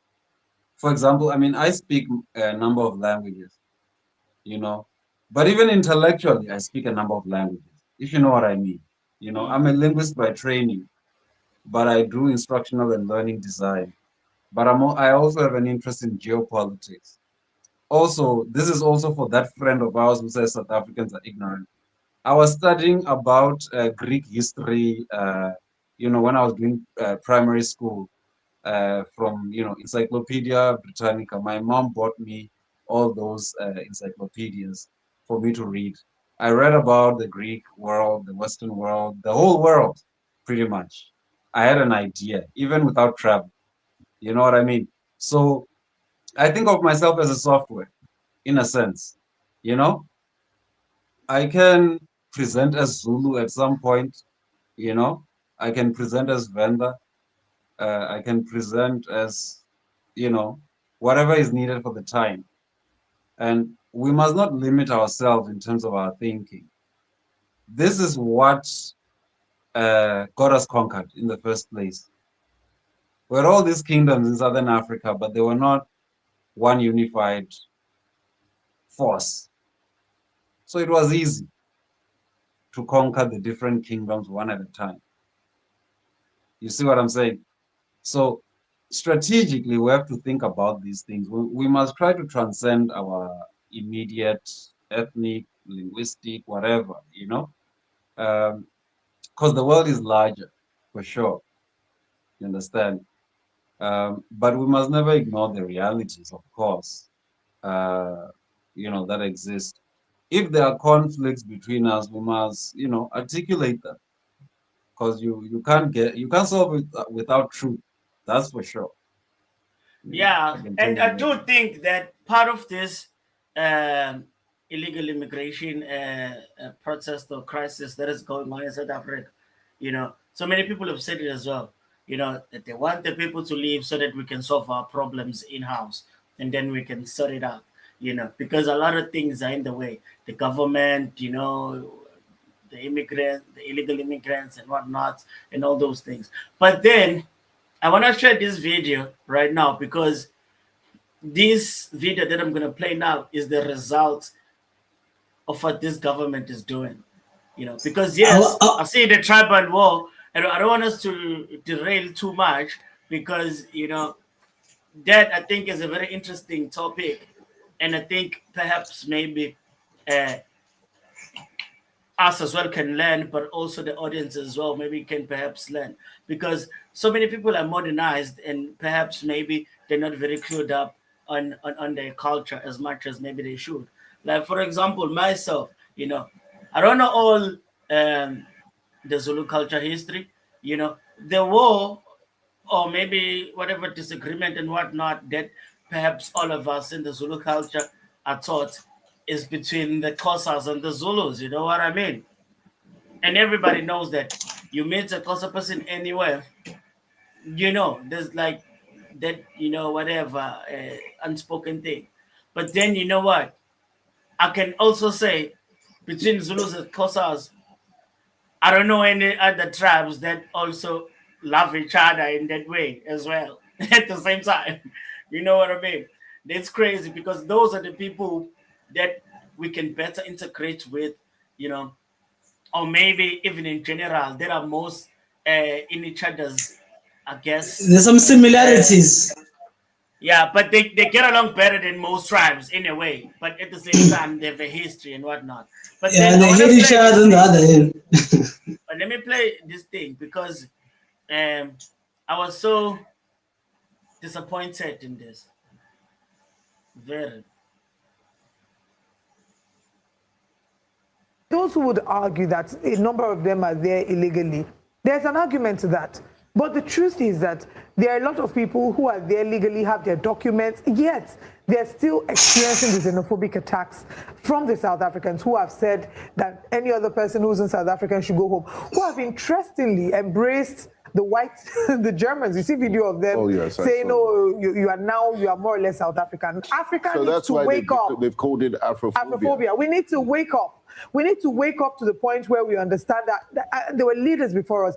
I say all the time that Nelson Mandela, if he were here today, would he be happy to see a number of the things happening? But also is another wake-up call for countries within the continent to look at how to better the lives of their citizens. Because if citizens in Nigeria felt like their country was meeting their needs, they wouldn't be running to South Africa in the first place. If citizens in Zimbabwe and Uganda and all these other countries felt like the quality of their governance was what would be able to guarantee them a decent life, majority of them will not want to leave. Many people who have left Nigeria haven't jackpot because they just want to live abroad. It's because they want to be able to wake up and go to sleep in their homes and not ensure that they become internally displaced persons over the course of the night because of bandits or terrorists. It's because they want to be able to afford decent education, healthcare, just basic amenities, to pay tax and see the tax work for them. So again, this is a wake-up call to all the presidents within the continent. Absolutely. And on the positive side of things, South Africa won yesterday. By the way, they beat Korea 1-0. So they will be going on. Are we not Africa? Are we not Africa first? And celebrating. Well, they haven't gotten a lot of support at the World Cup for obvious reasons. But let's move on. And also, we're happy that the Consul General did not ask them to sing on your mandates. He just said thank you. You know the funny thing, somebody shared that comment just now. Michael Zu says, thank God the Chancellor in South Africa didn't ask them to sing on your mandate, they shall your mandate they shall quench, because the level of sycophancy on that thing by the likes of Okpewolo and Onanuga is too high. Again, some of these things that we're seeing, it's not even that the president is asking for this level of eye service. It's just, it's a Nigerian culture. It's to an extent. If you're president of your estate resident association, you see the way some of them move with. Okay. And before we go any further, I'd like to play this one as well. Hey, my Wi-Fi is tripping, guys. My Wi-Fi is tripping. It's red. I don't know what's happening. No, but we can hear. No, like I am gonna finish at 7 because now this Wi-Fi it's green now, but it's gonna. As long as it's still continuing, I think it's fine. Okay, let me play. The president is a shameless man, a very dirty, shameless man. He has no right to even call himself a democratically elected president. He's the most shameless African I've ever come across. A very corrupt, shameless, vindictive liar pretending to be a president. You people have lost your senses, and the world will come after you, and you people will struggle. You will scream for the help of Africans. You will shit and eat. You will. Your children and your mothers will pee on you people for putting this curse on them. The day will come that you people will scream, but the world will not hear. You South Africans are a disgrace to Mandela. You are a disgrace to the African continent. You are a disgrace to yourselves. You should be ashamed. Men taking off their clothes, walking around like bitch-ass niggas, hunting other men. Terrible, dirty people. And I feel bad for Nelson Mandela wherever he is. I feel bad for Mandela because this wasn't the Africa that he basically went to prison for. This wasn't the South Africa he anticipated. This is not the South Africa he went through hell for. This is a South Africa filled with shitty individuals with shitty brains. The cack in your head is eating you people up. You will come back to your matter. Every single day we will pierce your heart. I just have to say something, even if I don't have a lot to say. Yeah, but he's saying that about our so-called president, our puppet president. Even if I don't like him, I don't like eating. I like eating cupcakes, but I don't like eating that cupcake. It makes me think of this thing now. Would see, fuck. If I still haven't researched this thing, because I've heard to see the president of Nigeria doesn't live in Nigeria. So does he consider his country's president to be the best? If it's Nigerian, because I assume it's Nigerian. But and where is this coming from? Because at the end of the day, I played Mbalula and Ramaphosa with the things that they were saying. And then you see how it's translating to other people, where they don't even know the situation, but then they are captured, their brains are captured. You know, for some reason they've developed this anger, you know, and they're voicing it out. You know, so that guy said a lot of insults, you know, getting naked in the streets, all those things, right? He said a lot, you know what I mean? And it's coming from where? From our politicians that he is criticizing, not for that, but for, I guess, I don't know, maybe he thinks they're the ones that want illegal immigrants to be gone. No, they're on your side, but you're criticizing them. You know what I mean? You're calling all these people cock, you're calling them brainless, you're calling them all these names that you're calling out, right? It's insane.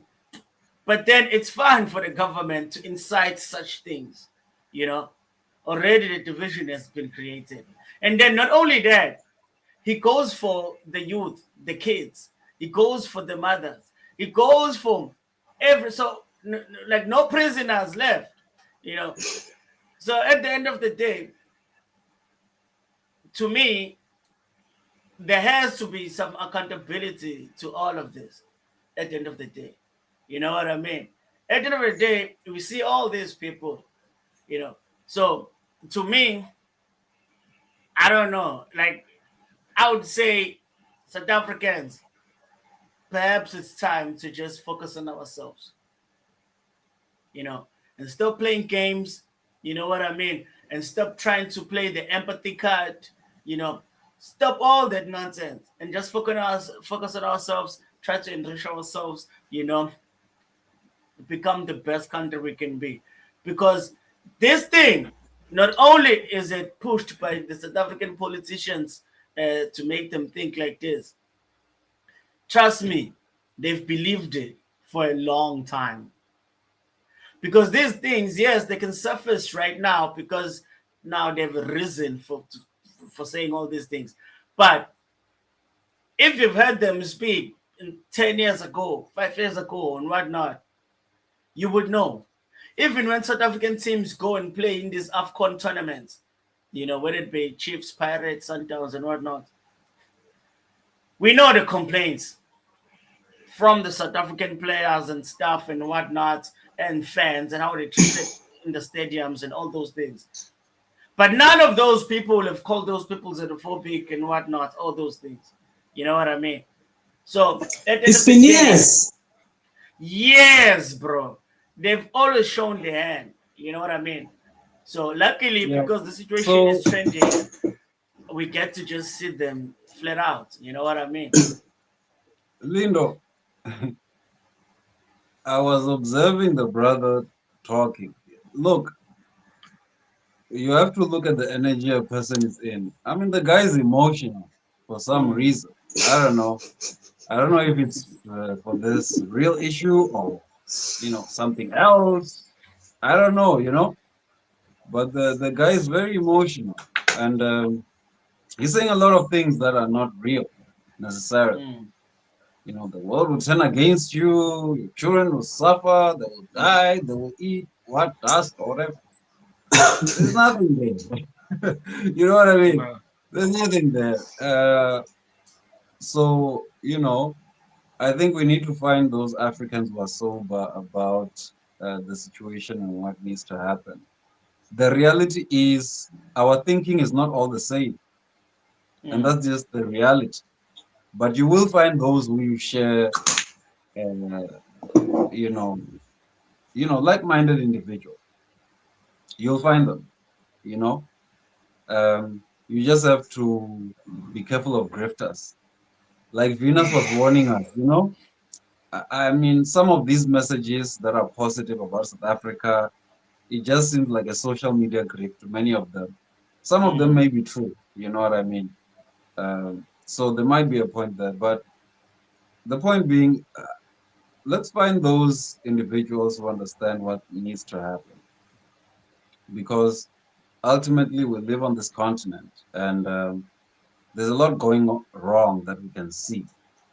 And we need to correct that. And the people who are on that agenda, are my comrades.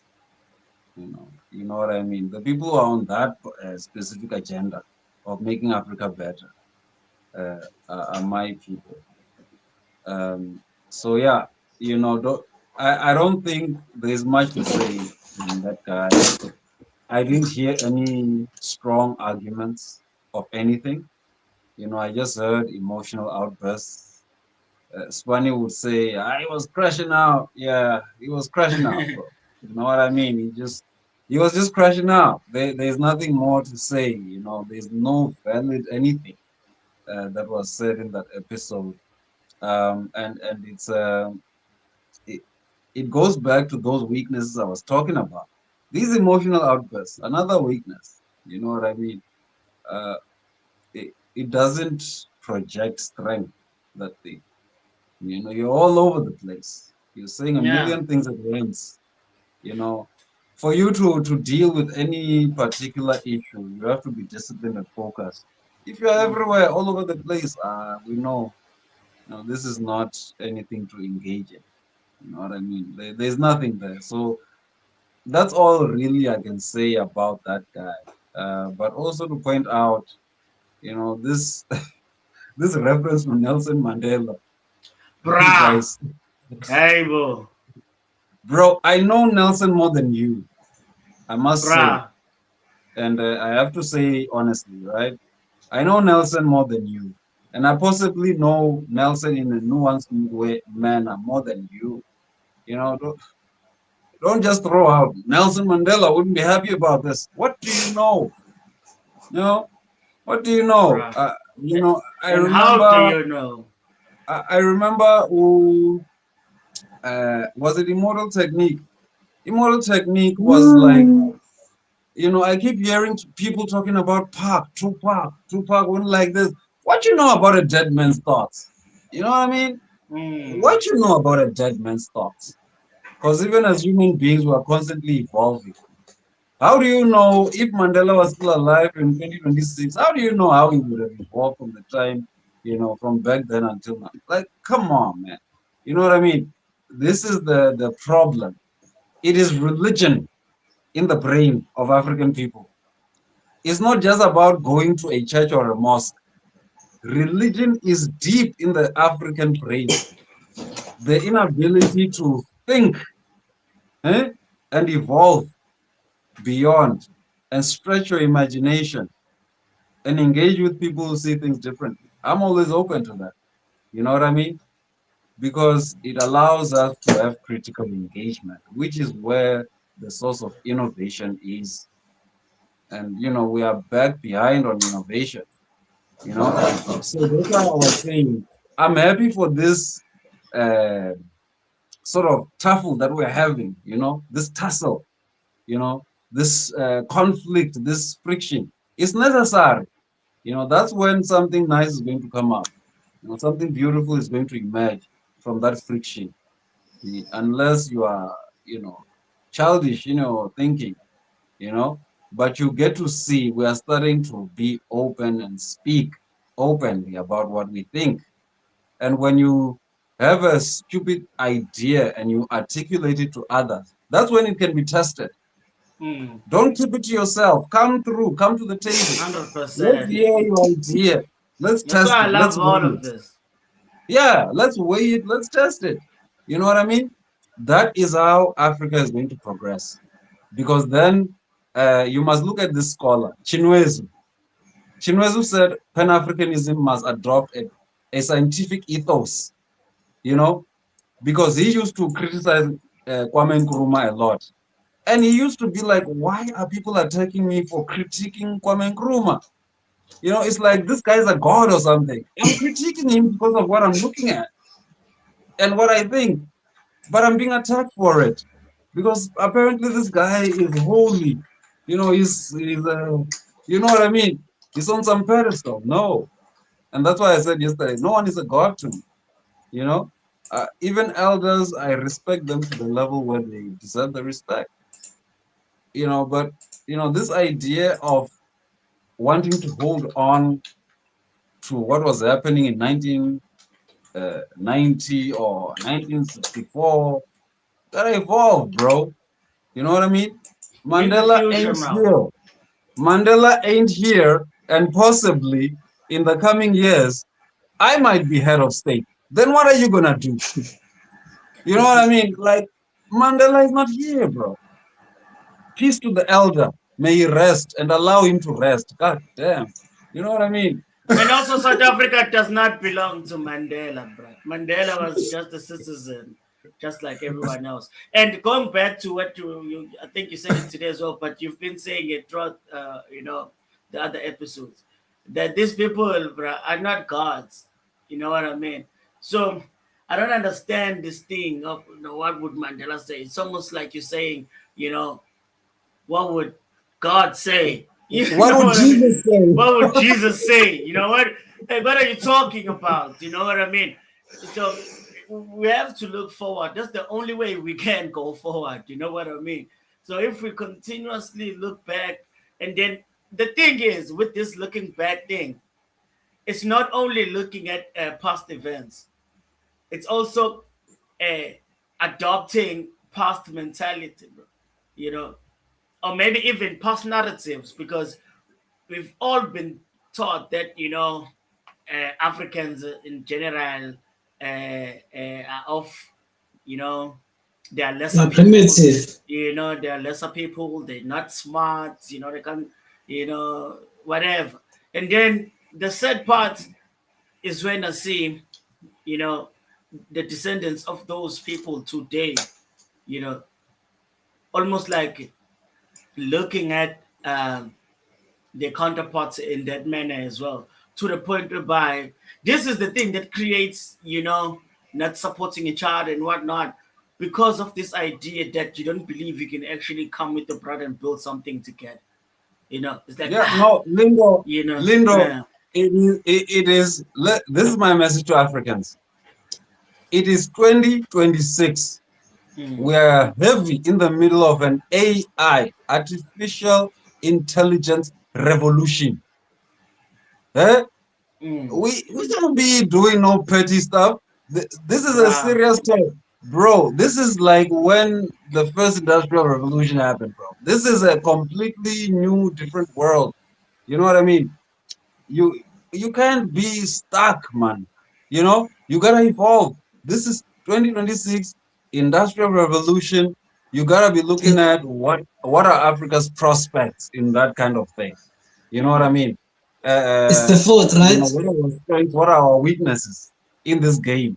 You gotta look at the game, man, and you gotta look to win. And you know, people often who are very low vibrational, if I can use that word, you know, they can't see anything else beyond their immediate emotions or whatever they feel they need to say to feel good. You know, there's more going on in the world, man. You know what I know, mean? it's like I was watching this American podcast. You know, I'm gonna be quick. I was watching this American. It was a panel of just Black Americans, right?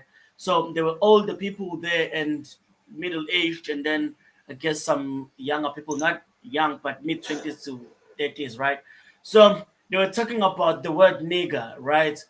So I guess this one guy that is relatively young was saying, no, we never used to call ourselves niggers and whatnot. And they're not talking about the super duper past. They're talking about that this thing of calling each other niggers started in the mid-70s and whatnot. So it wasn't just a common thing. And then there was actually debates amongst those African Americans, the older people from that time, were saying, no, we do not want this. We cannot use this term as a term of endearment and whatnot. And then the young people of that time were saying, no, we can, you know. And then fast forward 30, 40 years, 50 years later, 60 years later and whatnot, it's a normal term. So now, because of the people that exist in this time, then they've never known a world without calling each other niggers. You know what I mean? So now they're arguing, and then this person is saying, "Oh no, we've always called ourselves niggers and whatnot." And then this lady say, "Hey, I'm old. I was there at the time. Black people, you know, never called each other this." You know what I mean? And then, you know, they're arguing. This guy's like is fighting to call himself a nigger, bro. He's fighting. You know, it's like, no, you know, we own this term now. You know, and whatnot. You know. And they're arguing back and forth, and then I'm watching. I'm like, what a conversation, you know? Was this like even necessary and whatnot? Like, I don't see anything to combat yet, you know. But then again, we've came to a point in our society, just a global society, of victimhood is cool. You know what I mean? You know, not creating or even. I don't know, but just creating something for yourself is not cool anymore. You know, people believe in these establishments, they've bought in them and everything, right?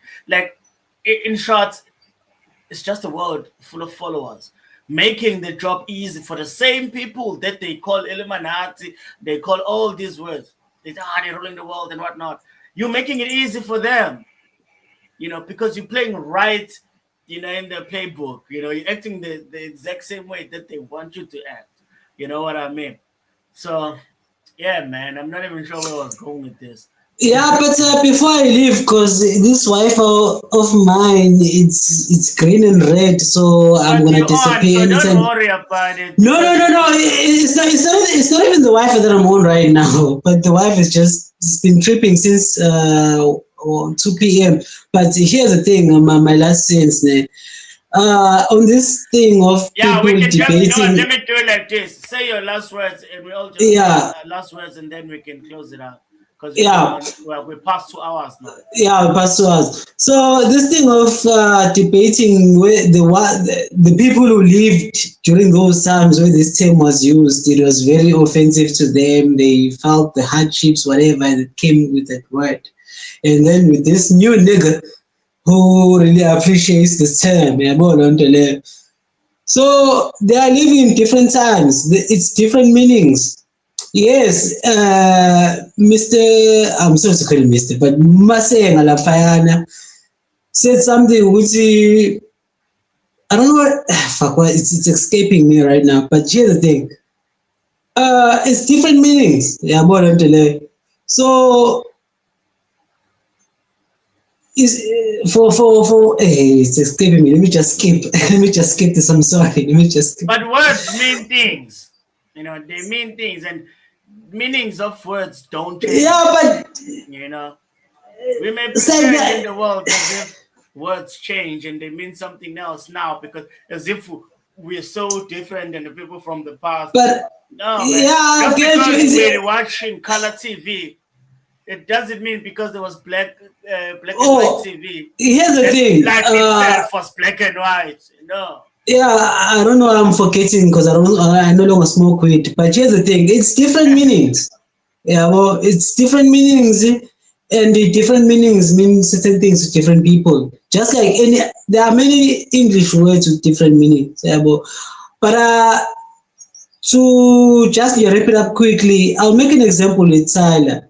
She's from South Africa. She calls herself a colored. She's from a colored community. And then when she gets to the global stage, especially in the US, those who have championships in the US, yeah, well, it means something else entirely. It's as if she can't call herself colored when she's there.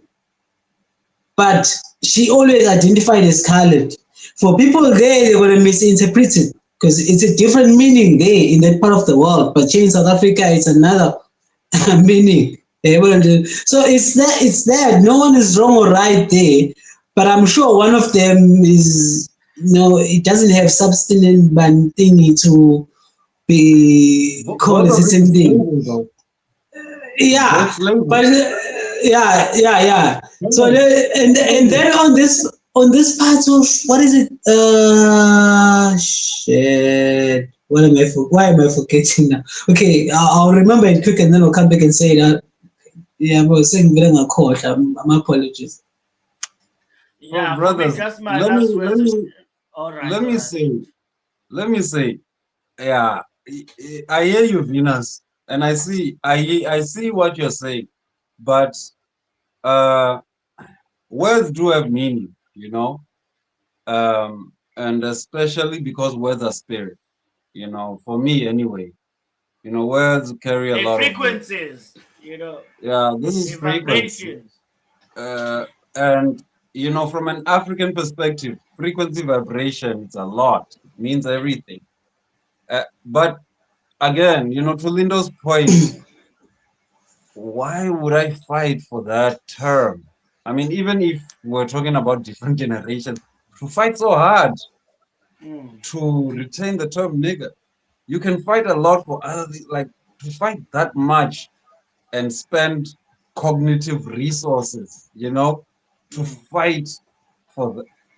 I don't understand. I don't see the importance of it. What I do see importance in, though, again, I go back to my own philosophy developing based on ancient Egyptian or Kemetic philosophy. The principle that is called pata, the principle of heart and tongue. What is in the heart is articulated. You know what I mean? And that is how you sharpen your focus. You come in. So the principle of pata is that Ptah is a deity that says, I came into existence through self-articulation. So as you're articulating, what are you articulating about yourself? And what are you projecting? You know what I mean? Because that's where everything begins. Your whole world begins with how you articulate, what you're forming, and I mean, I speak from a design perspective as well. We begin with articulation. It starts at thought, right? Then we articulate, then we give it shape, and then we manifest it. That's how all design logic works. Creation, the creation cycle, that's what it is. Thought, articulated, and then substance, you see. So you know, I wouldn't fight for that word. I mean, that would be like us fighting for the K word here in South Africa. That we need to find a way to, you know, remix it and make it interesting. We But don't I mean, even care about the K word. yeah, but the whole colored thing, you know, it is a sad story. You have to read about where the colored people come from. And I respect their desire to keep, you know, that categorization, whatever, you know. But I mean, it does come from colonialism and, you know, invasions and slavery. It was bad Yeah, I mean, there's a for, political for, term. for, Just like yeah, you black and know, so, white and all these so, things, color yeah, like you know, Asians are yellow, you because know. I mean, you know, these are terms that are signed by others. You know what I mean? And that's why I am cognizant of the term black as it, you know, politically. It has relevance because it has been made politically relevant. But at a spiritual, cosmological level, if you ask me what do I identify with, it's the people I come from, you know? I'm curious about them. The more I learn about them, the more I'm curious about them. You know? What kind of people are these? By the way, you can read about Gowa Masenga or Gwamasenga. You can search on Google. You'll find us. They will lay you out the entire lineage. How Gowa Masenga rose to kingship and, you know, established territories for his sons and made them kings. And thus became a king of kings in a literal sense. You know what I mean? So I mean, that's incredible, man. If you think about it in modern terms, you know what I mean? How do you raise yourself up like that? You see? So there's a lot we have to learn from our roots. And all of us have incredible stories to tell in terms of where we come from. Beyond just, you know, I would fight more. I gotta tell, I would fight more for Muraudziwa Gowa Masenga than black. I'm just 100%. saying. Because it's more rich this side. There is more meaning. I mean, black, you know, it's a political categorization, which It's I a color. understand, but I would not, from my deepest sense, identify with it, you know, as a first, you know, identification. You know what I mean? Yeah, you know, it makes sense to some extent, but in terms of depth of meaning, it's the roots, you know, those narratives of where we come from, you know. Imbande. Izibongo, you know, Izibongo, you know, Zvikhodho in Chivenda, you know, that's what it means. Varauzi, vachinavini chinavera vavuya, vavuya chivanavi. You know, those kinds of things where we tell you our story, who we are, where we come from.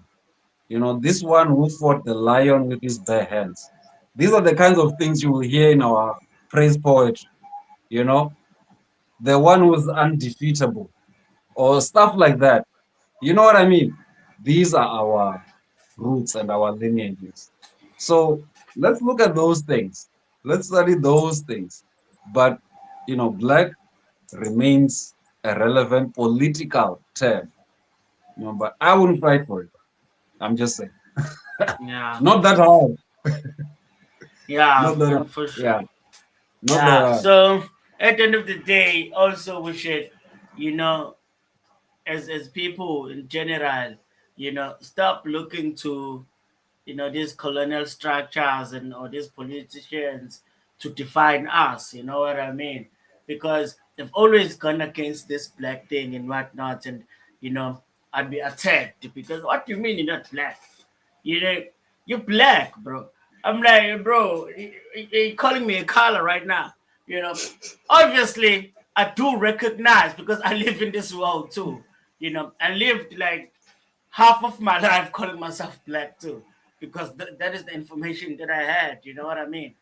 But then, as I learn about it and think about it, It was just something to separate people, you know what I mean? It's like, think about it.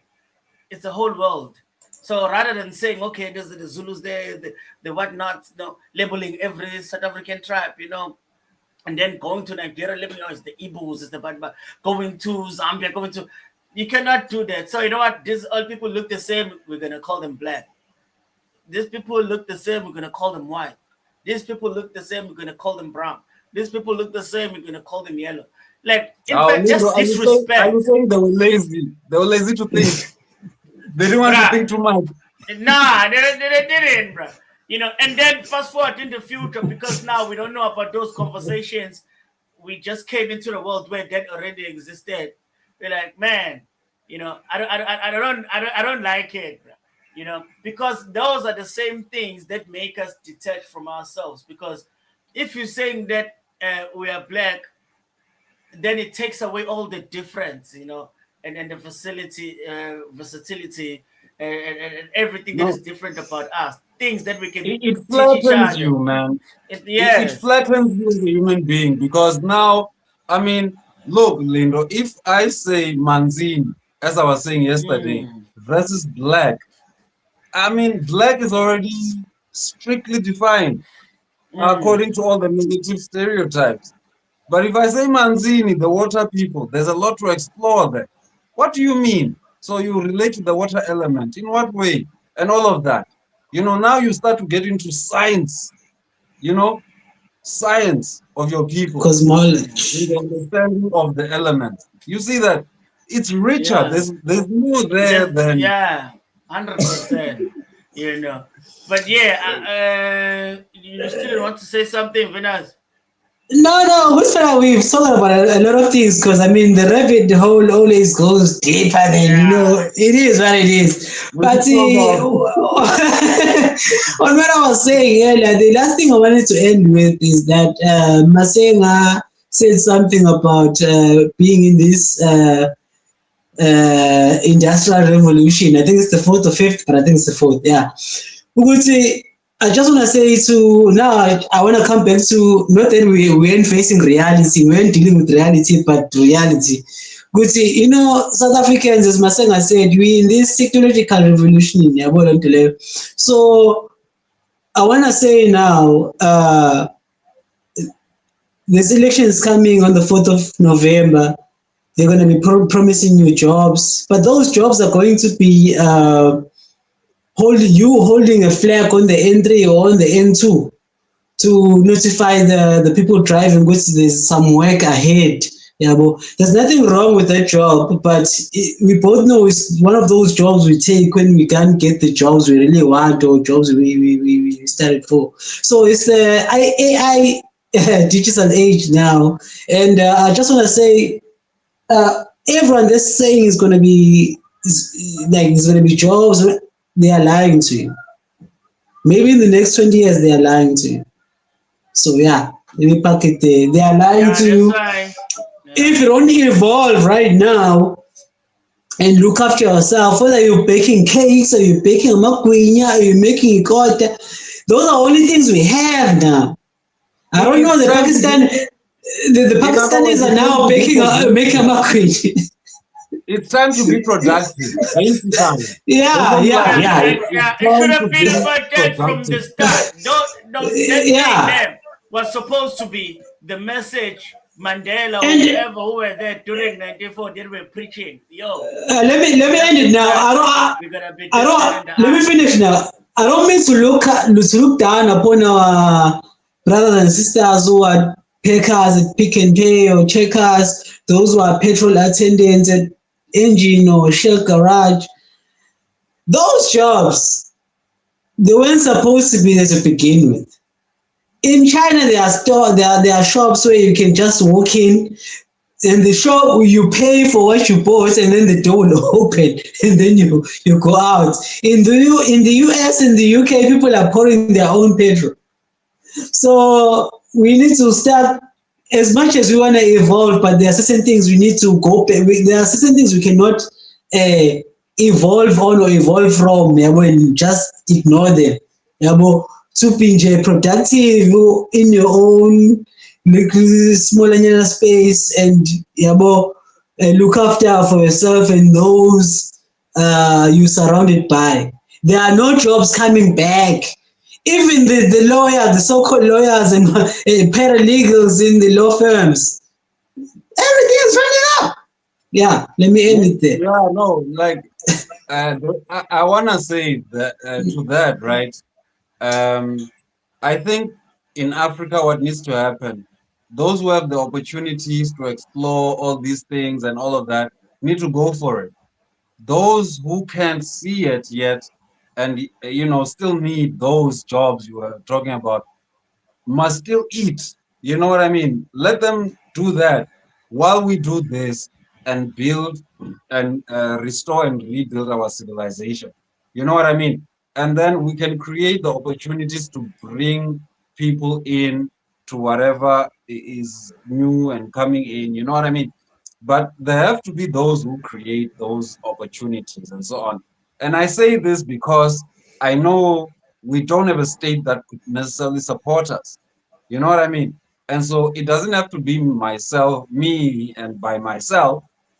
It can be a network. We start building networks. I put on my TikTok earlier that for you to get justice, you must position yourself such that you are able to demand it. And those who you demand it from cannot deny you it because, you're just a force. You see that? So we have to recognize that we must come together, especially for those who are like-minded. So, for example, I'm creating music on Suno now, and that music is connected to what I write about in terms of Africa's renewal. Do you see that? We could collaborate on that if that's your interest. If maybe you're more interested in scholarship, there's areas like that. If you're interested in technology innovation, you know what I mean? And then those who necessarily need to do manual things to survive, it's fine. You know what I mean? Not everyone As is meant long to as, as do, long as we make sure we are developing, you understand, according to our scale of consciousness and our vantage point, and make our contribution. You see that? To move Yeah. towards strength.